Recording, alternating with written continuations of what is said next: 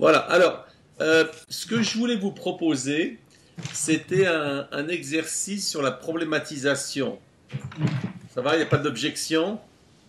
Ok. Non. Ok, c'est merveilleux. Pas pour l'instant. Pas pour Pas pour l'instant. l'instant. Jusqu'ici, tout va bien, d'accord. Alors voilà. Donc je vais vous demander, je sais pas si c'est un exercice que vous avez déjà fait, Philippe, c'est celui où il faut produire une phrase qui nous semble relativement incontestable. Voilà. Donc chacun d'entre vous va écrire une phrase qui vous paraît vraie, fondamentale, relativement incontestable, non négociable, et vous écrivez cette phrase. Voilà. Mais avant de l'écrire, est-ce que quelqu'un a quelque chose qu'il ne comprend pas dans les instructions? Il lève la main. Personne? Une personne. Alors, ce qu'on va faire, c'est que tout le monde s'arrête, parce qu'il y a un principe de cet exercice, et quand quelqu'un a un problème, c'est le problème de tout le monde, donc on va écouter, on résout le problème, et après on continue plus avant. Hein. Donc voilà, voilà, je dis ça pour celui qui est encore en train d'écrire, la troisième à gauche, là. Voilà, il vient avec nous. Voilà, on aura le temps, ne vous inquiétez pas. Mais l'important, c'est la prise en charge de chaque problème, parce que, a priori, on considère qu'il est intéressant. Alors, comment s'appelle la dame qui est tout au fond, qui a levé la main? Françoise. Françoise. Alors, Françoise, vous allez nous expliquer quel est votre souci face aux instructions. Eh ben, je ne suis pas certaine de comprendre l'instruction, c'est-à-dire que vous demandez Alors, une phrase. arrêtez-vous déjà là, Oui. parce que vous avez un peu lâché quelque chose d'important.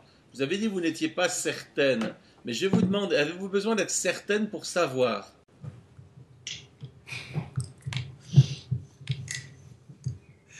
Ben, on sait ou on ne sait répondre pas. oui ou non? Ben oui. Oui. Donc pour vous, le seul type de savoir qui mérite ce nom c'est une certitude. Ça va? Oui. Bon. Voilà. L'important, c'est de voir les problèmes. Vous savez, parce qu'on dit toutes ces choses, on n'y pense même plus. D'un coup, on se met à les penser. Alors, on recommence. Pensez-vous que tout savoir est une certitude? Non. Non.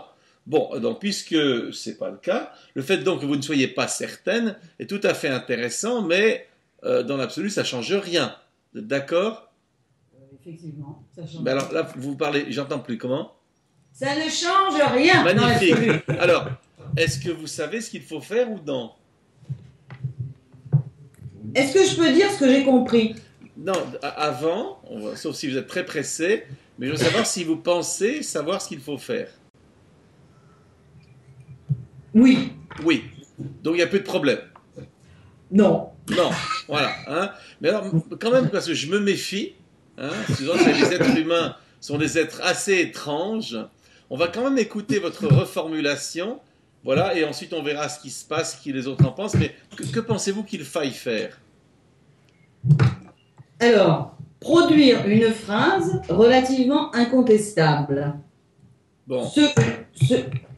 Ce que j'ai compris comme étant Oui. une conviction. Bon, alors voilà. Donc vous êtes satisfaite, de votre reformulation. Satisfaite, c'est pas vraiment le mot parce que Attendez, justement, alors, si c'est pas le mot, vous allez me dire quel est le bon mot. Si vous ne voulez pas du mien, il faut en produire un autre. Je vous demande si vous êtes satisfaite de votre formulation. Vous ne voulez pas satisfaite. Quel adjectif voulez-vous utiliser à la place? dubitative. Non, mais est-ce que je vais vous demander si vous êtes dubitative? Est-ce que ça aurait du sens de vous demander ça? Ben oui. D'accord. Donc je vais vous demander, vous êtes dubitative. Eh ben, d'après ce que vous avez compris de notre travail, est-ce que par définition, tout le monde est dubitatif? Oui. Donc c'est une généralité qui n'a aucune espèce d'intérêt. Hein, c'est comme vous demandez si vous respirez, quoi. Bien que parfois c'est surprenant. Alors, je vais demander au voisin s'il veut parler, de ne pas le faire en aparté. Est-ce que le voisin a quelque chose d'urgent à dire? Non, mais vous avez dit la phrase que j'allais dire. Écoutez-moi. Avez-vous quelque chose d'urgent à dire? Non. Non. Parce que là, tout d'un coup, on a senti qu'il y avait une urgence, il fallait parler à la voisine. Vous avez remarqué? Oui, non? Oui, j'ai remarqué, oui. Et d'où est venue tout d'un coup cette urgence?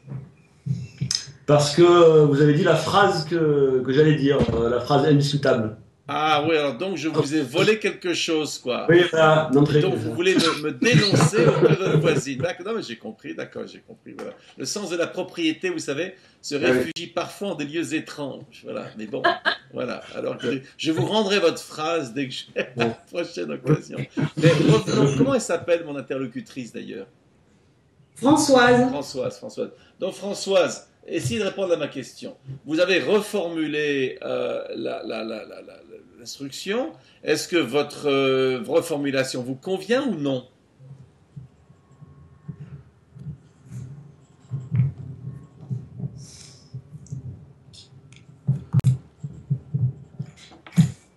Juste vous me dites ça me convient ou ça me convient pas? Ou La reformulation me convient. Voilà. Bon, donc tout va bien alors. On va dire oui. Mais Françoise, est-ce que vous compliquez toujours autant les choses? Oui, je crois. Ah, est-ce que c'est possible exceptionnellement d'arrêter de faire ça? Je vais faire un effort. Ah ouais, mais alors, si vous faites un effort, là c'est la catastrophe, parce que l'effort, ça va redoubler de complications, vous savez ça? On sent, vous voyez, là, ça va être énorme. Voilà. Est-ce que c'est plutôt possible de lâcher un peu tout ça et voilà, et d'y aller simplement, c'est possible? Oui. D'accord. Hein? Donc, mais ceci dit, alors ce que vous allez faire maintenant, c'est relire l'instruction et votre reformulation, et après on va voir ce que les autres en pensent. Allez-y, redites-le. Produire une phrase relativement incontestable. Et vous dites que c'est comment vous le traduisez, allez-y. Et énoncer une conviction. Voilà. Et là, maintenant, je demande aux voisins, à l'ensemble des voisins, qui est d'accord avec la manière dont on l'a reformulée, à qui ça convient, levez la main. Voilà, alors j'en vois 2 qui lèvent la main. Voilà, alors qui n'est pas d'accord, levez la main. Voilà, vous gardez la main levée. Et Françoise vous demande à une de ces personnes pourquoi votre reformulation ne lui convient pas. Alors je demande à Brigitte. Demandez-lui pourquoi ça. Brigitte, pourquoi ma reformulation ne te convient pas? Alors la reformulation ne me convient pas parce que je pense qu'il y a une différence entre la notion de conviction qui est personnelle et la notion de phrase incontestable qui est objective. D'accord. Alors, vous entendez son objection, Françoise? Oui. Est-ce qu'elle vous paraît... il faut la retenir ou non? C'est pas une objection qui vous paraît valable ici? Il faut la retenir. Il faut la retenir. Donc ça va pas ce que vous dites alors? Ça confirme que je Non, je ne demande pas ce que ça confirme vos doutes. Je suis sûr que tout confirme vos doutes. J'en suis convaincu. Là, si j'ai bien compris comment vous fonctionnez. Mais je vous demande si donc vous êtes d'accord que ça ne va pas ce que vous avez dit. Ben oui.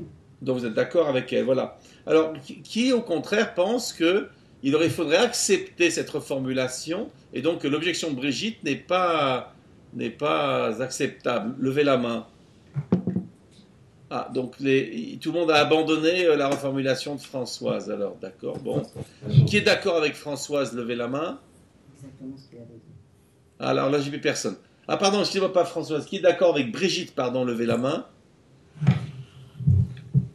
D'accord. Bon. Et d'accord. Et le jeune homme au fond à gauche, il est d'accord aussi avec Brigitte parce que je ne vois pas sa main ce qu'elle fait. J'avais pas suivi. Ah, vous étiez perdu alors. Ouais, je me suis perdu là. Et vous savez pourquoi vous vous êtes perdu?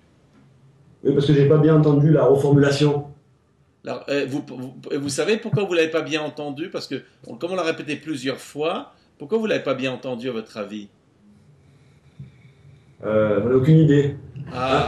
Et ça vous arrive parfois d'être perdu comme ça? Oui. Oui. Et vous avez déjà remarqué pourquoi? Non. C'est quand je fais autre chose. Voilà, vous êtes très occupé, c'est ça? Je suis très lent. Vous êtes occupé, vous êtes en train de faire autre chose, c'est ça? Voilà, je finis de faire ce que les autres ont déjà fait. Oui. Je suis plus lent que les autres. Oui, mais pourquoi vous n'êtes pas avec nous à la place? J'aimerais bien, mais il me faut un peu plus de temps. Oui, mais alors ce que je ne comprends pas, s'il vous faut plus de temps, pourquoi vous faites ce que les autres ont déjà fait? C'est ça que je ne comprends pas. voyez, quelqu'un qui a besoin de temps, ce qu'il va faire, c'est laisser tomber le reste et puis justement être avec les autres. Pourquoi il veut en faire plus? Non, je veux pas en faire plus, je veux faire juste ce que les autres ont déjà eu le temps de faire, mais que moi, il me faut 2 fois plus de temps pour le faire. C'est-à-dire écrire une phrase. Est-ce que vous avez un mot pour les gens qui se préoccupent beaucoup du passé? Un mot pour les gens qui se préoccupent du passé? Oui. Non, j'ai pas de mot pour ça. Vous en voulez un? Les historiens? Alors, donc vous seriez une sorte d'historien, ça va? Hein, vous êtes dans l'histoire, voilà. Mais demandez si quelqu'un a un autre mot pour ce fonctionnement. Demandez. Est-ce que quelqu'un a un autre mot? Quelqu'un lève la main s'il a un autre mot. Vous demandez quel est l'autre. Vous trouvez d'autres mots, allez-y. Vous demandez à d'autres personnes. Bah, allez-y. Tu demandes à quelqu'un. Philippe. Nostalgique. Nostalgique. Oui. Seriez-vous nostalgique? À mes heures? Non, je ne demande pas quand. Hein. Vous voyez, à vos heures, j'imagine que c'est le passé à nouveau. Pas dans l'instant présent. Ben, quand vous dites à mes heures, c'est plutôt le futur ou plutôt le passé? Ben, quand je suis nostalgique, c'est dans le présent, mais pour le passé. Écoutez ma question. Quand vous dites à mes heures, ça renvoie plutôt au passé ou au futur? Ah, c'est au passé. Voilà. Donc à nouveau, vous confirmez le côté nostalgique. Oui. Ça vous surprend d'être comme ça, tourné vers le passé? Non. Non. Hein, voilà. Parce que c'est possible aujourd'hui d'être dans le présent. D'accord. D'ailleurs, tout à l'heure, est-ce que vous avez accusé de voler l'idée que vous aviez déjà énoncée plus tôt? Oui. Voilà. Hein, donc à nouveau, ce qui avait déjà été fait. Voilà.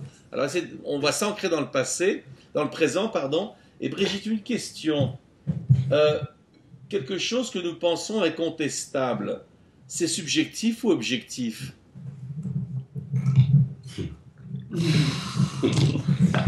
C'est subjectif. Ah bon? Bah alors, pourquoi vous critiquez le concept de Françoise comme étant subjectif?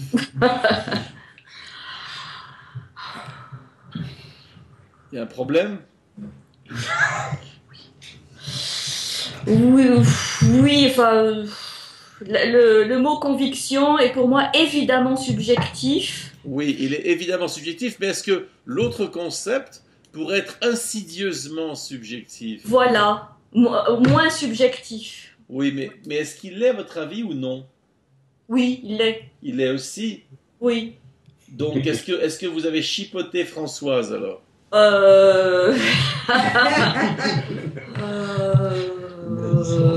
Oui. Ou non? Si, oui. J'avais pas le sentiment de le faire, mais à la réflexion, peut-être. Mais vous écoutez vos sentiments. Oui, toujours. Toujours. Est-il possible pour aujourd'hui d'écouter la raison? Je vais essayer. Oh là là. Je sens que ça va travailler dur aujourd'hui, tous ceux qui vont essayer. Non, mais qu'en pensez-vous? Donc finalement, vous acceptez sa conviction ou non? Toujours pas. Oui. Oui? Vous avez changé d'avis alors? Oui, j'ai changé d'avis. Et vous sauriez dire pourquoi? Parce que il y avait le côté subjectif de la phrase incontestable qui m'avait échappé. D'accord. Hein? Vous n'avez pas vu qu'il y avait en effet de l'implicite subjectif, c'est ça? Oui. Bon. Qui est d'accord avec le changement d'avis de Brigitte, qui aussi a changé d'avis comme elle levait la main? Bon. Qui maintient le refus du concept de conviction? Levez la main. Il y a encore quelqu'un. Hein? Donc Brigitte, demandez à ce monsieur qui s'appelle comment? Pascal. Pascal. Vous demandez à Pascal pourquoi lui maintient la critique. Demandez-lui. Alors, Pascal, toi, pourquoi maintiens-tu en fait la critique de l'argument de Françoise, de la reformulation de Françoise? Parce que j'intègre un degré dans la subjectivité et que la conviction me paraît plus du côté du subjectif, tandis que quelque chose d'incontestable par rapport à un référentiel qui serait fixé, mais là il y a sans doute des choses à dire, pourrait se rapprocher beaucoup plus de quelque chose d'objectif. D'accord. Parce que dans l'incontestable, quel serait le référentiel, pour reprendre votre concept? Alors, incontestable, dans un référentiel physique, par exemple, de lois qui ont été... Non, mais sans rentrer dedans. Là, maintenant, quand on dit référentiel, ça serait quoi? Là, maintenant, ça serait quoi? Ce serait si on se référait à des éléments physiques répétitifs, connus. Des éléments de physique. De physique, voilà. Vous l'entendez au sens de la science, c'est ça? De la matérialité. Essayez de répondre à ma question. Donc c'est au sens de la science, de la science physique, c'est ça? La science physique. Oui, quand vous dites physique, c'est au sens de la science physique. Donc pour vous, ce qui serait le garant de l'incontestable, ça serait la science physique, ça va? De l'incontestable, dans le cadre... Attendez, là c'est pas une négociation, je vous demande si vous êtes d'accord avec l'idée ou non. Est-ce que vous êtes en train de dire que l'incontestable serait quelque chose qui ressortirait de la science physique? Vous dites oui ou non, c'est tout? Je vais dire oui. Oui. Donc, autrement dit, quand j'ai demandé quelque chose d'incontestable au groupe, je leur demandais, en gros, de faire une formule qui rentre dans le cadre, qui est qu'une assise fondée dans la science physique. Ça va ou c'est pas ça? C'est une interprétation. Non, juste vous prenez ou vous prenez pas? Moi, je prends, pour ce qui me concerne, en entendant... Écoutez-moi. Votre prénom encore c'est? Oui, Pascal. Est-ce que vous remarquez qu'à chaque fois que je vous pose une question, vous voulez la circonstancier, vous remarquez? Oui. Et vous savez pourquoi vous faites ça? Oui, je suis technicien de formation, j'ai une tendance. Et quelle est cette tendance? Comment elle s'appelle? Cadrer. Vouloir maîtriser, sinon j'ai peur. Vous voulez cadrer, ça va?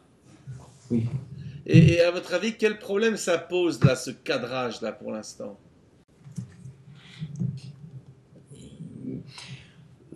Que tout le monde risque de ne pas être dans le même cadre. Voilà, donc s'il y avait un concept à donner sur la conséquence de ce cadrage, vous diriez que c'est quoi? Quel phénomène ça produit? Là, on voudrait qu'on lui donne un nom à ce phénomène. Il pourrait y avoir juste un mot. Incompréhension. Incompréhension. Donc ce cadrage pourrait être cause d'incompréhension. C'est ça? J'entends pas. Oui, parce que c'est un cadre. Non, pas pourquoi. J'ai pas demandé pourquoi. Juste si vous êtes d'accord que ce cadrage pourrait être cause d'incompréhension. Oui. Oui. Mais alors pourquoi le pratiquez-vous?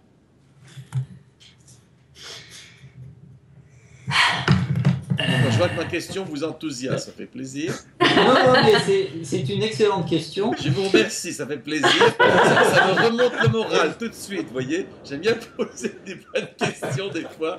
Allez-y. Parce que je pense que ça peut fonctionner, mais nécessite des explications complémentaires. Oui. J'ai tendance à essayer de donner. Non, mais alors, donc, vous voyez, est-ce qu'on est parti sur quelque chose qui va plutôt créer de la confusion? Alors. Non, juste, pas de alors. Juste oui ou non? Non, par rapport... votre avis, ça clarifie ou ça rend plus confus? Ça clarifie. D'accord. Alors, vous allez le faire vous-même dans le groupe, vous demandez à ceux qui pensent à clarifier de lever la main, et après ceux qui pensent à rendre plus confus de lever la main. Allez-y. Alors, qui pense que ça clarifie? Et vous comptez les mains à voix haute. 0. Mais vous aviez le droit de lever la main vous-même, hein, c'est pas interdit. Oui, ça prend moins. Voilà. Hein, alors, allez-y. Je pense que ça rend plus confus. Voilà. Alors, est-ce que vous êtes surpris du vote? Oui, mais j'ai deux éléments neutres. Non, mais je vous demande... Bien, joli. Non, oui. Oui, voilà. Est-ce qu'en effet, pourtant, est-ce que vous êtes convaincu que ça clarifie? Oui. Mais que pensez-vous d'une personne qui dit « Non, mais je vais clarifier tout » et les autres disent « Ça rend plutôt plus confus, voire ils n'en savent rien ». Est-ce qu'il n'y a pas un côté un peu absurde? Oui. Mais cette expérience-là, vous l'avez déjà rencontrée ou c'est la première fois? Je l'ai déjà rencontrée. Voilà.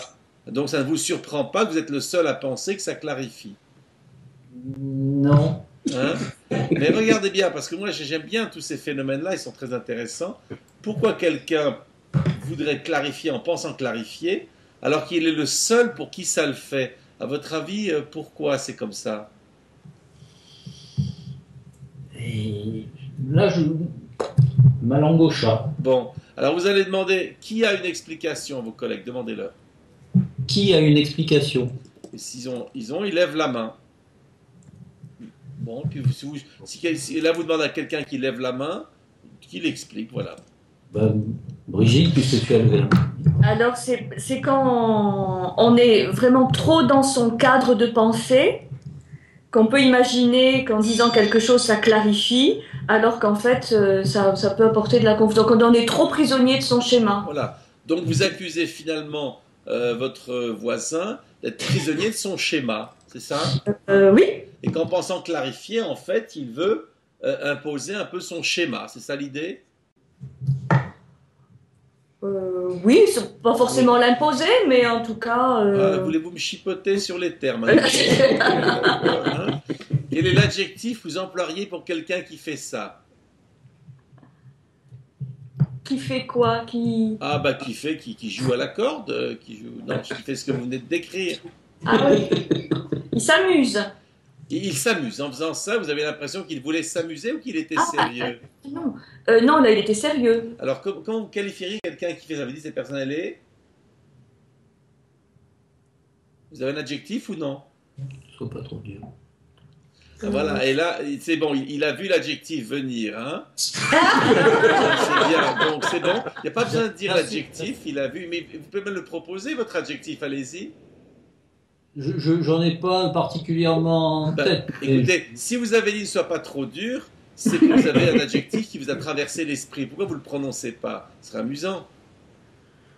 Et qu'est-ce que ça pourrait être? Genre, qui veut imposer sa volonté? Non, un adjectif, celui qui vous a traversé l'esprit tout à l'heure.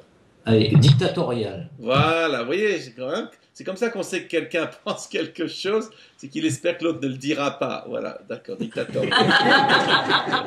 Bien, alors, on va essayer de revenir en arrière et on va faire quelque chose d'autre. Voilà. Donc, alors finalement, qui accepte la reformulation de Françoise? Levez la main. D'accord. Il y en a combien qui ne voient pas bien? 3. Qui ne l'accepte pas? Levez la main. Qui est perdu? Levez la main. Alors, la troisième personne à partir de la gauche, je m'excuse, le prénom, je ne sais pas parler encore. Pierre. Comment? Pierre. Pierre. Pierre, vous en êtes où avec la reformulation de Françoise? Vous la prenez ou non?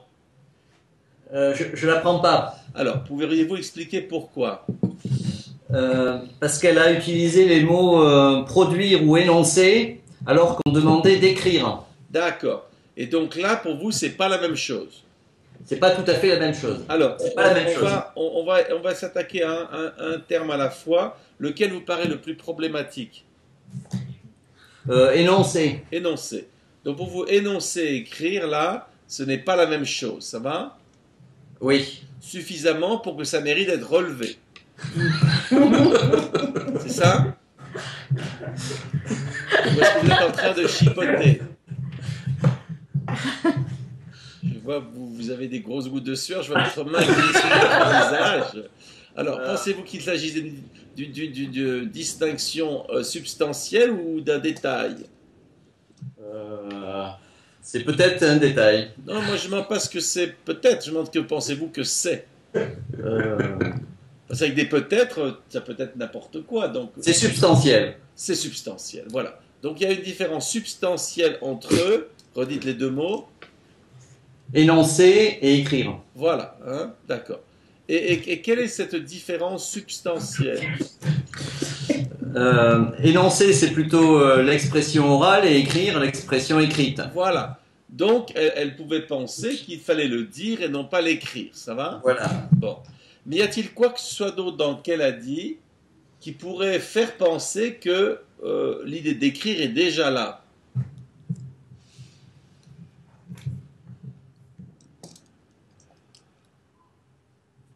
Ou non? Je vois pas. Je vois pas. Voilà. Donc finalement, sa déclaration est très équivoque. Hein?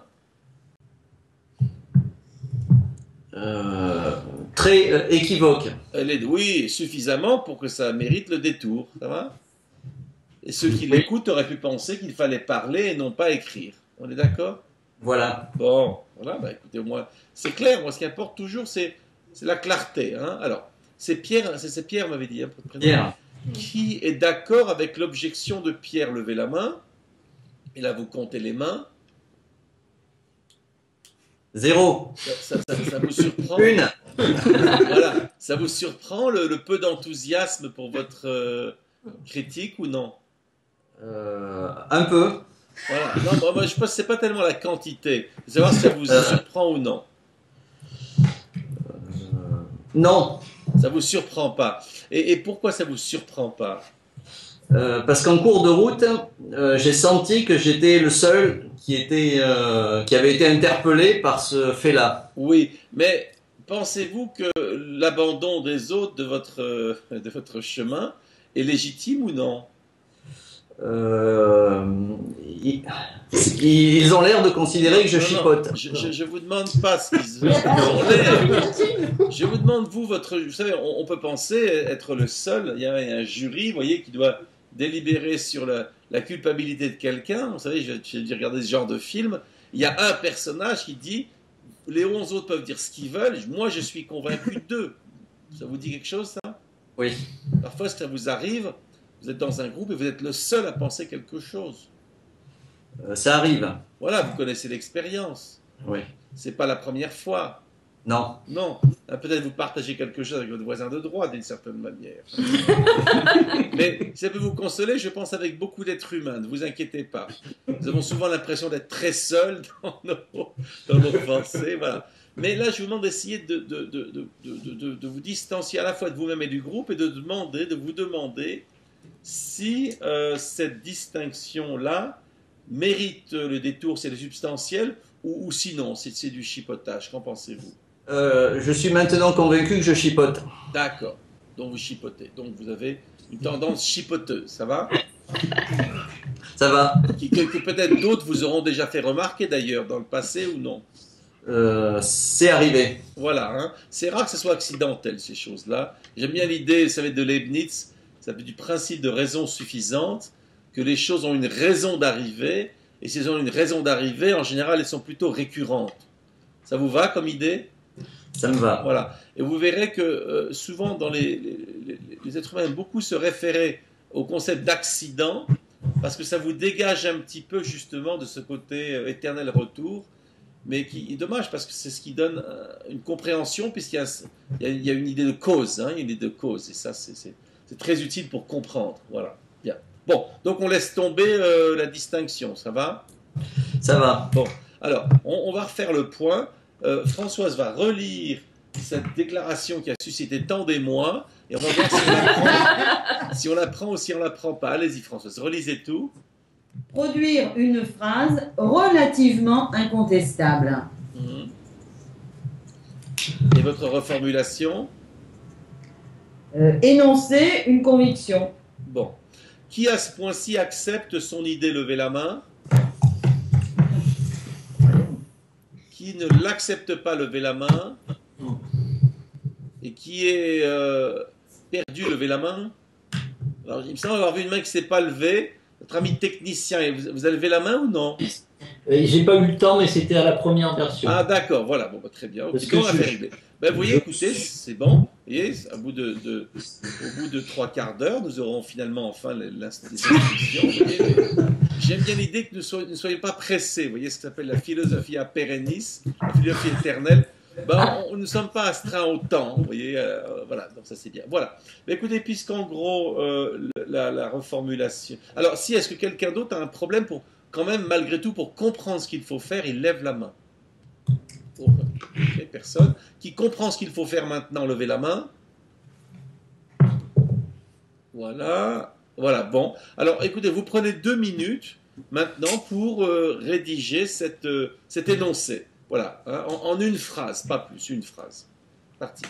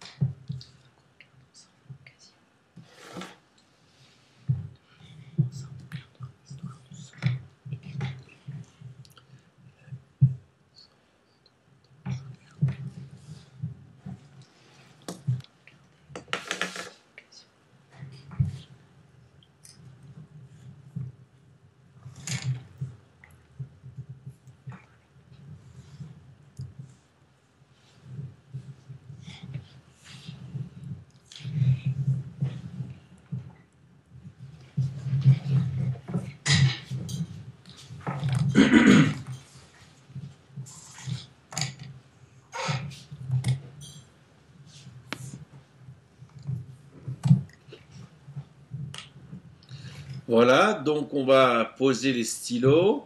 Alors, qui a terminé? Levez la main. Alors, je regarde. Voilà, si je vois bien, tout le monde a levé la main. D'accord, donc vous baissez la main. Alors maintenant, le travail va être le suivant. Chacun va lire sa phrase. Et l'idée, c'est que chacun doit choisir une phrase qu'il voudrait critiquer. Voilà. Donc, à chaque fois que quelqu'un lit une phrase, on demande qui veut bien.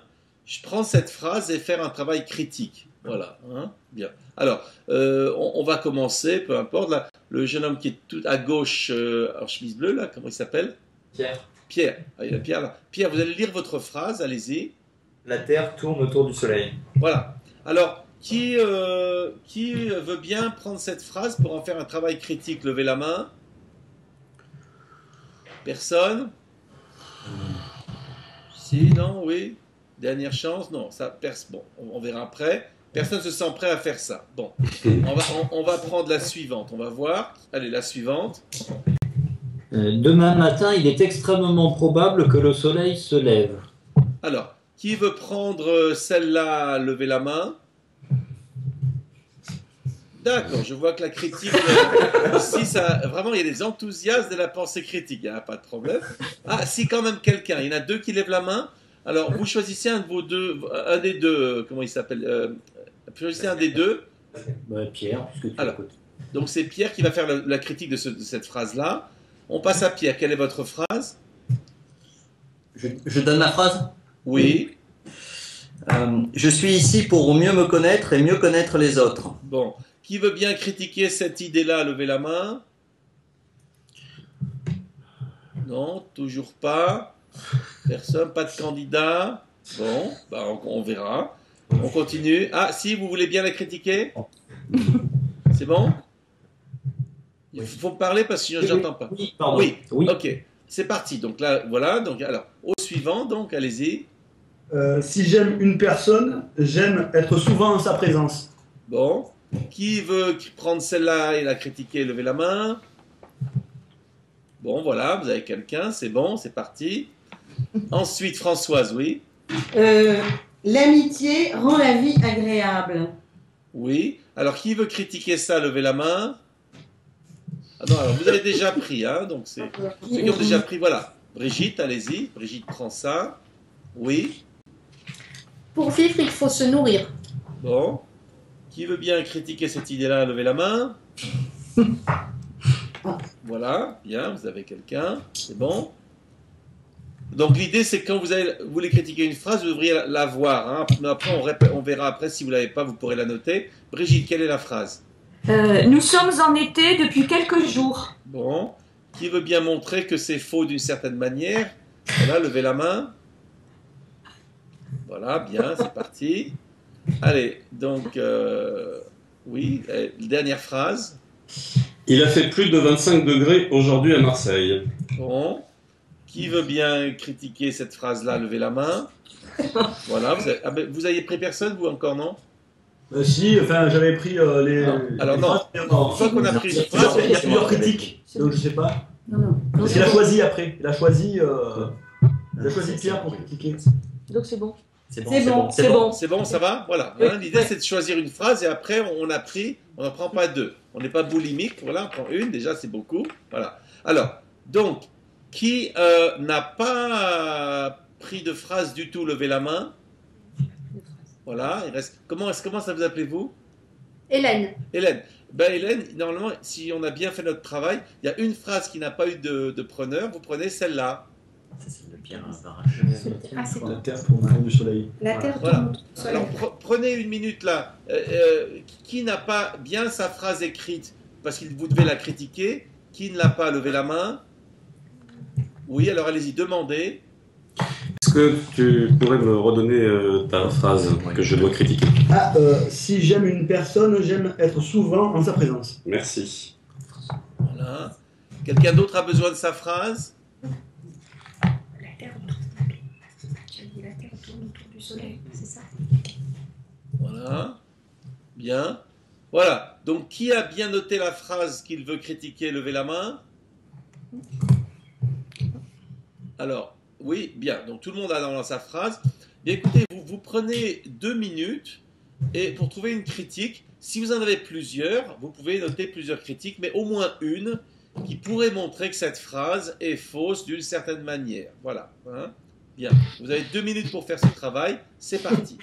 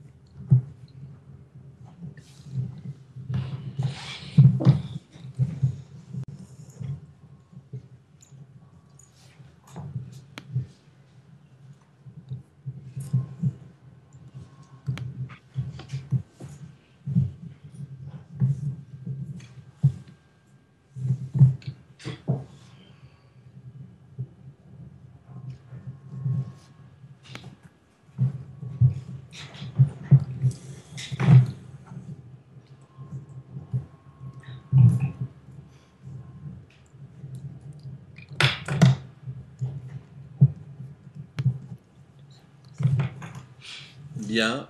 Vous m'entendez? Oui. D'accord, très bien. Alors, donc, qui a réussi à rédiger au moins une critique? Levez la main. Alors, levez la main. Attendez que je vois bien. Attendez. Qui n'a pas réussi? Levez la main. Voilà, il y a une personne. Voilà. Eh bien, écoutez, on va donc commencer par trouver avec la personne qui n'a pas pu le faire. Hein. Voilà, puis on verra les autres après. Alors, quelle était la phrase que vous deviez critiquer? Vous pourriez la dire parce qu'on va tous la noter. Quelle était-elle? La Terre tourne autour du Soleil. Voilà, la Terre tourne autour du Soleil. Voilà, alors, bien. Donc, vous n'avez pas du tout trouvé quelque chose qui pourrait montrer que c'est faux? Non, pas du tout. Hein. Pas du tout. Voilà, entre parenthèses, l'idée de faux est une idée un peu, je dirais, qui peut avoir plusieurs sens, mais ici, par exemple, on va prendre l'idée qu'il y a chez Spinoza de ce qu'ils appellent le pensée inadéquate, connaissance inadéquate. Hein, c'est-à-dire que c'est pas que c'est complètement faux, mais voilà, si il manque quelque chose, ça pourrait être conçu faux d'une certaine manière, voilà. Hein, donc c'est un peu ça, voilà. Alors, mais vous n'avez pas trouvé. Alors, qui voit une manière par laquelle on pourrait critiquer cette idée que la Terre tourne autour du Soleil? Vous levez la main si vous avez trouvé. Vous levez la main, oui. Alors regardez, et là vous choisissez quelqu'un qui l'a fait et demandez-lui quelle critique il a trouvé. Pierre. Mais demandez, et c'est toujours de demander à l'autre ce que vous voulez qu'il fasse. Hein. J'aime bien cette idée. Pierre, est-ce que tu as trouvé une critique pour la phrase « La Terre tourne autour du Soleil » Oui. Ah. Quand on est sur le Soleil, on voit tourner la Terre autour. Et quand on est sur la Terre, on voit le Soleil tourner autour. Alors, d'accord. Alors, je ne me rappelle plus du prénom. Hélène. Hélène, est-ce que vous avez entendu ce qu'il a dit? Oui. Est-ce que ça vous paraît une critique acceptable ou non? Non. Ah, alors là, vous allez lui expliquer pourquoi vous refusez sa critique. Critique de la critique, vous voyez? Oui. Parce que le problème, c'est que scientifiquement, il est prouvé que la Terre tourne autour du Soleil. Vous pouvez redonner cet adverbe que vous avez utilisé? J'ai dit parce que scientifiquement... Juste l'adverbe. Alors, scientifiquement. Donc, vous prononcez... Alors, je ne sais pas si vous l'avez, mais j'aime beaucoup les adverbes parce que souvent, on n'y fait même plus attention. Et là, vous avez lâché un adverbe qui est scientifiquement. Voilà. Il est lourd, non? Oui. C'est chargé comme adverbe. Oui. Demandez à votre voisin, donc qui vous a proposé la critique, si lui accepte cet adverbe. Est-ce que tu acceptes cet adverbe? Non, je demande à Pierre, c'est ça? Oui, parce que oui, c'est ça, puis c'est lui qui vous Est-ce que tu critique. acceptes cet adverbe? Non. Non. Ah, vous voyez, hein, donc là, il a un problème avec cet adverbe, ça lui convient pas. Et là, vous pouvez lui demander pourquoi il en veut pas. Allez-y. Alors, pourquoi tu ne veux pas de scientifiquement? Parce que scientifiquement, il y a des scientifiques qui considèrent que le mouvement est relatif, que ce n'est qu'une question de repère. D'accord. Que le mouvement dépendrait des repères. Ça va? Voilà. Alors, c'est vrai ça Hélène? Hélène. C'est vrai ou non ce qu'il dit? Oui. Alors, du coup, est-ce que vous acceptez son idée ou quand même pas? Pas tout à fait. Ah oui, ben oui, avec le pas tout à fait, est-ce que vous voyez qu'on ne sait pas quoi en faire, notre pas tout à fait? Vous voyez le problème qu'il pose? Non. Hein? Non. Est-ce que Non. vous voyez comment ce genre d'expression, on l'utilise pour s'en sortir? Oui. Alors, Oui. là, non, vous devez trancher. Est-ce que Non. du coup, ça remet en Non. question votre idée ou non? Non, j'accepte pas. Non. Alors, expliquez-lui pourquoi la relativité du mouvement, vous refusez cette idée qu'il vous propose de relativité du mouvement, de repère plutôt, relativité de repère. Allez-y. Parce que beaucoup de scientifiques se sont penchés sur la chose et qu'ils en sont tous arrivés à la même théorie et à la même conclusion. Ils sont arrivés à la même conclusion. Que la Terre tourne bien autour du Soleil. Oui, mais qu'est-ce que vous faites de son idée de repère? Comment vous traitez ça? Comment dire? Quel mot trouver? Ben oui, parce que l'idée, c'est d'éviter de se lancer des arguments qui ne se répondent pas les uns aux autres, vous voyez. Votre affaire, c'est de faire que les arguments se parlent entre eux. Donc, voilà, comment vous allez traiter son problème de la relativité des repères?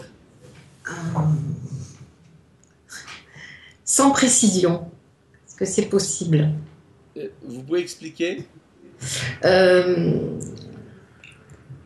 Que c'est une théorie sans fondement, sans précision, sans... Donc vous rejetez son idée de la relativité des repères. Donc c'est du n'importe quoi qu'il nous raconte là, en gros, c'est ce que vous dites, c'est ça? Oui. D'accord, oui, alors vous voyez, on a bien fait de préciser, c'est que sous couvert de nous dire ce que les scientifiques ont prouvé, vous dites à Pierre qu'il dit n'importe quoi. Hein? Ça va? Voilà. Alors, Pierre, est-ce que vous êtes prête à lui... Vous pensez que c'est n'importe quoi ce que vous avez dit ou non? Non. Pourriez-vous lui montrer? Parce que la pauvre, elle est égarée visiblement, vous voyez. Montrez-lui la profondeur de votre pensée. Alors, qui me prouve la profondeur de ma pensée, c'est que Hélène n'est pas une scientifique. Non, mais alors attendez, là je peux vous arrêter. Est-ce que là vous utilisez un argument, ce qu'il appelle ad hominem? Vous connaissez l'argument ad hominem? Non, mais je... Pierre, écoutez-moi. Est-ce que vous connaissez l'argument ad hominem? J'ai un problème, c'est que j'entends plus. Je le devine, mais je le connais pas. Non, je vous demande pas ce que vous devinez. Je demande, est-ce que vous connaissez l'argument ad hominem? Oui. Comment il fonctionne? On s'attaque à l'homme au lieu de s'attaquer à l'idée. Voilà, autrement dit, c'est un crétin, donc ses idées sont idiotes. Voilà. Maintenant, ça vous va que quelqu'un peut être un crétin fini et avoir une idée de génie à l'occasion une fois dans sa vie?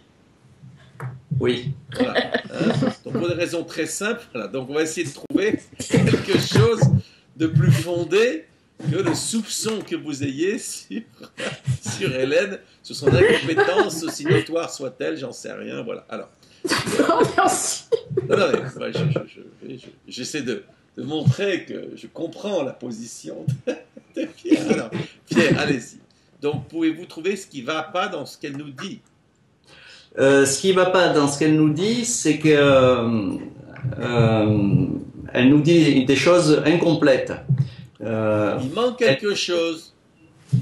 Donc, en fait... Ah, Pierre, attendez, il manque quelque chose. Oui, il manque quelque chose. Ah, mais que lui manque-t-il? Il manque justement le repère dans ce qu'elle dit. C'est-à-dire? C'est-à-dire que tous les scientifiques sont d'accord pour dire la Terre tourne autour du Soleil dans un repère solaire. Dans un repère solaire. Donc ces Ou scientifiques-là... dans un repère stellaire. Dans un repère stellaire, voilà. Voilà. Donc eux, ils parlent d'un repère stellaire, et vous, vous parlez, alors là, on commence à avoir des concepts, vous parlez d'un repère qui est alors de quelle nature?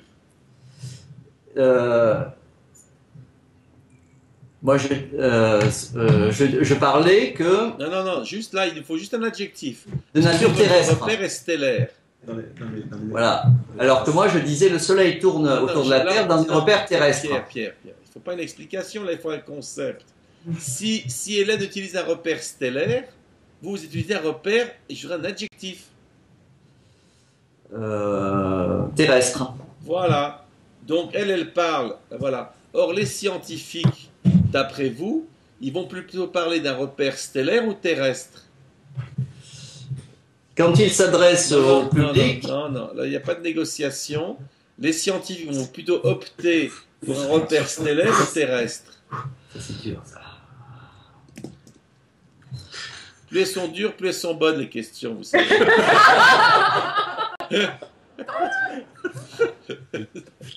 Les scientifiques donnent toujours leur repère. Non, je vous demande. Bien écoutez, faites comme eux alors, faites comme eux. Les scientifiques préfèrent-ils des repères stellaires ou terrestres? Ou vous n'en savez rien? Ils sont neutres. Ah, les scientifiques sont neutres, d'accord. Il y en a beaucoup, ils sont suisses, d'accord. Alors, qui est d'accord que les scientifiques sont neutres? Levez la main. Alors, est-ce que votre thèse fait des enthousiastes? Au moins un. Bien. Qui ne pense pas que les scientifiques soient neutres? Levez la main. Alors, gardez la main levée. Et Pierre, demandez à quelqu'un qui lève la main, qui n'a pas encore beaucoup parlé, pourquoi dis-tu que les scientifiques ne sont pas neutres? Philippe, pourquoi dis-tu que les scientifiques ne sont pas neutres? Parce que n'étant pas exempts de subjectivité, ils vont donner le repère en fonction de leur domaine d'étude. Bon. Or, d'après vous, Philippe, s'ils ont un choix entre le stellaire et le terrestre, quel choix vont plutôt faire les scientifiques en tant que pour émettre un jugement en fonction de certains repères? Ils vont opter sur quoi plutôt? Stellaire. Pourquoi ils choisiraient stellaire plutôt que terrestre? Parce que c'est plus général. Parce que c'est plus général. Philippe, êtes-vous d'accord que les scientifiques vont plutôt opter pour le général que pour son opposé? Vous êtes d'accord? C'est pour Pierre, Oui, c'est c'est ça? pour Pierre, oui, pardon, c'est pour Pierre. Oui.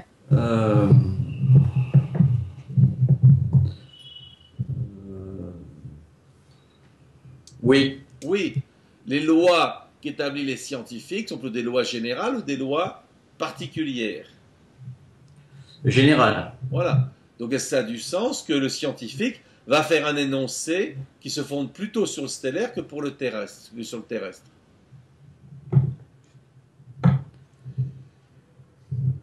Plutôt pour le terrestre. D'accord. Le stellaire, pardon. Plutôt le stellaire, d'accord. Alors, en admettant ça, pour terminer le travail, qui va opter? Si le scientifique opte pour le stellaire, qui va opter pour le terrestre? Qu'on va opposer aux scientifiques. Je voudrais qu'on trouve quelque chose qu'on va opposer aux scientifiques, quelque chose qui va opter pour le particulier plutôt que pour le général. Vous auriez une proposition? Pour le particulier, non, Si vous n'avez non. pas, vous dites j'ai pas. Non. Alors, qui veut bien aider Pierre en disant qui va parler d'un point de vue particulier en opposé aux scientifiques qui parlent d'un point de vue général? Qui a une proposition? Vous levez la main et Pierre, vous demandez à quelqu'un qui lève la main ce qu'il propose. Brigitte, qu'est-ce que tu proposes? Je dirais l'homme de la rue. L'homme de la rue. Pierre, êtes-vous d'accord que l'homme de la rue préfère le particulier au général? Oui. Oui. Donc l'homme de la rue, quand il parle, il se place plutôt du point de vue où il est sur la Terre ou plutôt du point de vue stellaire? Sur la Terre. Voilà. Donc avez-vous opposé aux scientifiques helléniens l'homme de la rue pierrien? Ça vous va? Ça me va. Bon. Alors, maintenant on revient à Hélène. Hélène, en effet, l'homme de la rue va-t-il opter pour la position scientifique ou sa position particulière? L'homme de la rue Non, l'homme de la rue. Non. L'homme de la rue est-il soucieux de vérité générale et scientifique ou plutôt de sa situation particulière? De sa situation particulière. Alors, de sa situation particulière, est-ce qu'il va dire, écoutez, c'est plutôt le soleil qui tourne autour de la Terre? Est-ce qu'il va dire ça? Oui, je pense. Oui.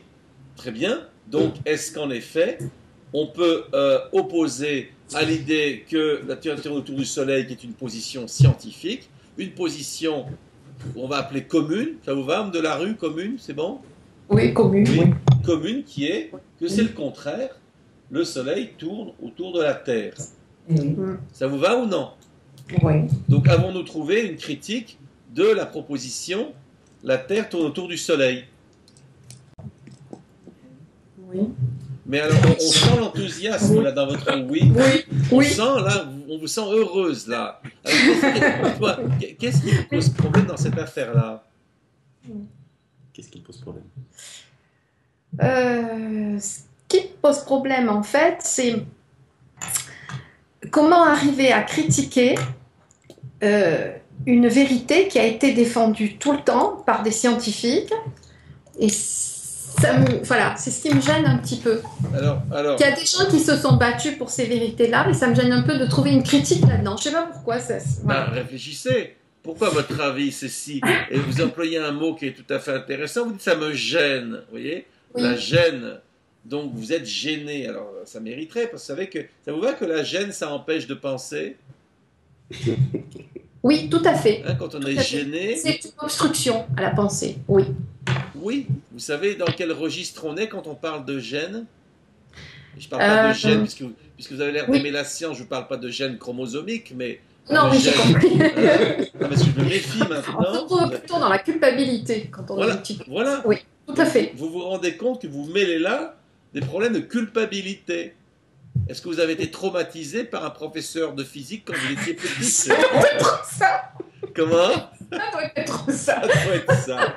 Mais alors, J'étais en maths et en physique, c'est tout à fait ça. voilà, vous voyez, comme quoi, hein, ça part. Qui vous aurait un argument pour réconcilier Hélène avec la position commune? Qui aurait un argument pour lui dire, bah non, t'as pas à être gêné, voilà quelle en est la légitimité. Quelqu'un veut faire ça? Il lève la main. Voilà, il n'y a que Brigitte. Voilà, deux. Alors, vous prenez quelqu'un, Hélène, demandez-lui, gardez la main levée, hein, ceux qui ont une idée pour elle, et Hélène demande à quelqu'un, réconcilie-moi avec l'homme de la rue. Réconcilie-moi avec l'homme de la rue. Parce que l'homme de la rue voit le soleil se lever le matin, se coucher le soir. Et donc, très naturellement, c'est le soleil qui tourne autour de la Terre. Voilà. Et en quoi Ça se trouve dans les expressions. Le soleil se lève, le soleil se couche. Et Brigitte, en quoi ça vous paraît légitime comme position? Parce que c'est ce qu'on voit. C'est ce qu'on voit, voilà. Oui. Bien, ok. Hélène, vous avez entendu ça? Oui. Donc, est-ce que ça a du sens, que c'est ce qu'on voit, c'est ce qu'on dit, et donc c'est une position qui a sa propre légitimité? Oui, oui. Ça va mieux? Oui, ça va mieux, oui. Mais ça vous surprend à quel point vous ne pouviez pas accepter, voire tolérer justement une position commune? Et ça vous surprend? Non. Pourquoi non. ça vous surprend pas? Non, parce que ça m'arrive parfois devant l'évidence, devant des actes, des choses qui sont évidentes pour moi, oui. C'est-à-dire, je ne comprends pas. Expliquez. Comment expliquer ça? Je comprends tout à fait ce que Brigitte dit, que l'homme de la rue Oui. voit le soleil se lever, voit le soleil se coucher, et ne va pas chercher en fait plus loin. Ah, c'est qu'il va pas chercher plus loin, et ça, c'est pas bien. Donc vous, En fait- vous pensez qu'il faut toujours aller plus loin. C'est ça? Bah, peut-être, oui. Non, non, je ne demande pas peut-être, je demande Oui. si vous pensez que... Voilà. Oui. Mais que pensez-vous de quelqu'un qui veut toujours aller plus loin? Il est comment, celui-là? On va dire que c'est un aventurier. C'est un aventurier. Et pourquoi il n'aime pas rester là avec nous, celui-là? Pourquoi? Vous savez ce qui caractérise l'aventurier? Et pourquoi il ne veut pas rester là? Aller voir derrière le miroir ce qu'il y a. Oui, mais pourquoi il ne veut pas rester là? Il s'échappe. Il s'échappe. Donc ça pourrait être une forme d'échappatoire. De fuite, oui. Et d'ailleurs, est-ce que la science pourrait être un échappatoire au quotidien? J'ai pas entendu, vous n'aimez pas trop, c'est ça? Elle répétait. Attendez, je disais un échappatoire au Oui, quotidien. est-ce que la science, la Je sais. position scientifique, pourrait être une manière d'échapper au ici et maintenant? Ici, oui. Oui. Ça D'ailleurs, peut- l'avez-vous déjà vu parfois chez les scientifiques? Oui. Ils n'ont pas l'air d'être là. Oui, tout à fait. Ailleurs et dans leur monde. Voilà. Mais vous, c'est la position pour laquelle vous optez. Et la position du ici et maintenant a l'air de vous poser problème. Ça vous surprend? Oui, parce que non, un scientifique qui est dans sa bulle, il n'a pas les pieds dans le concret, donc il n'est pas dans le... Oui. Mais ça vous surprend que vous optiez pour cette position-là? Oui. Oui. Ouais. Ben voilà, Ouais. c'est bien. Vous voyez, on est là pour avoir des surprises. Voilà. Hein, bien. Alors, revenons à l'auteur initial de La Terre tourne autour du Soleil, qui se nomme Pierre. Pierre. Pierre. Pierre, êtes-vous d'accord qu'on a réussi à problématiser votre phrase? Oui. Oui. Et vous, ça vous surprend? Est-ce que vous êtes d'accord? Vous avez pris une option scientifique Oui. en opposition à une option du commun. Oui. Et ça vous surprend, vous, ou non? Non, ça ne surprend pas. Non. Donc, pas surpris. Hein? Et pourquoi vous n'êtes pas surpris? Parce que j'ai eu l'explication derrière. C'est-à-dire Au départ, ça m'a surpris et l'explication m'a permis de moins l'être surpris, de ne plus l'être. Mais pourquoi vous pensez que vous avez pris cette option-là? Bah, parce que pour moi, c'était une vérité. Oui, non, mais on est bien d'accord. Mais là, l'idée toujours, c'est de demander dans un schéma de pensée, qu'est-ce qui fait qu'on opte pour un tel schéma de pensée? Est-ce que ça vous surprend donc que vous-même, vous connaissant votre manière de penser, vous ayez opté pour un schéma scientifique? Ça vous surprend ou non? Ah oui, non. Non. Hein? Ça va? Et le fait qu'on ait vu comment ça s'opposait, ce qu'on pourrait appeler au quotidien, est-ce que ça vous surprend? Vous le saviez déjà? Ça m'a surpris.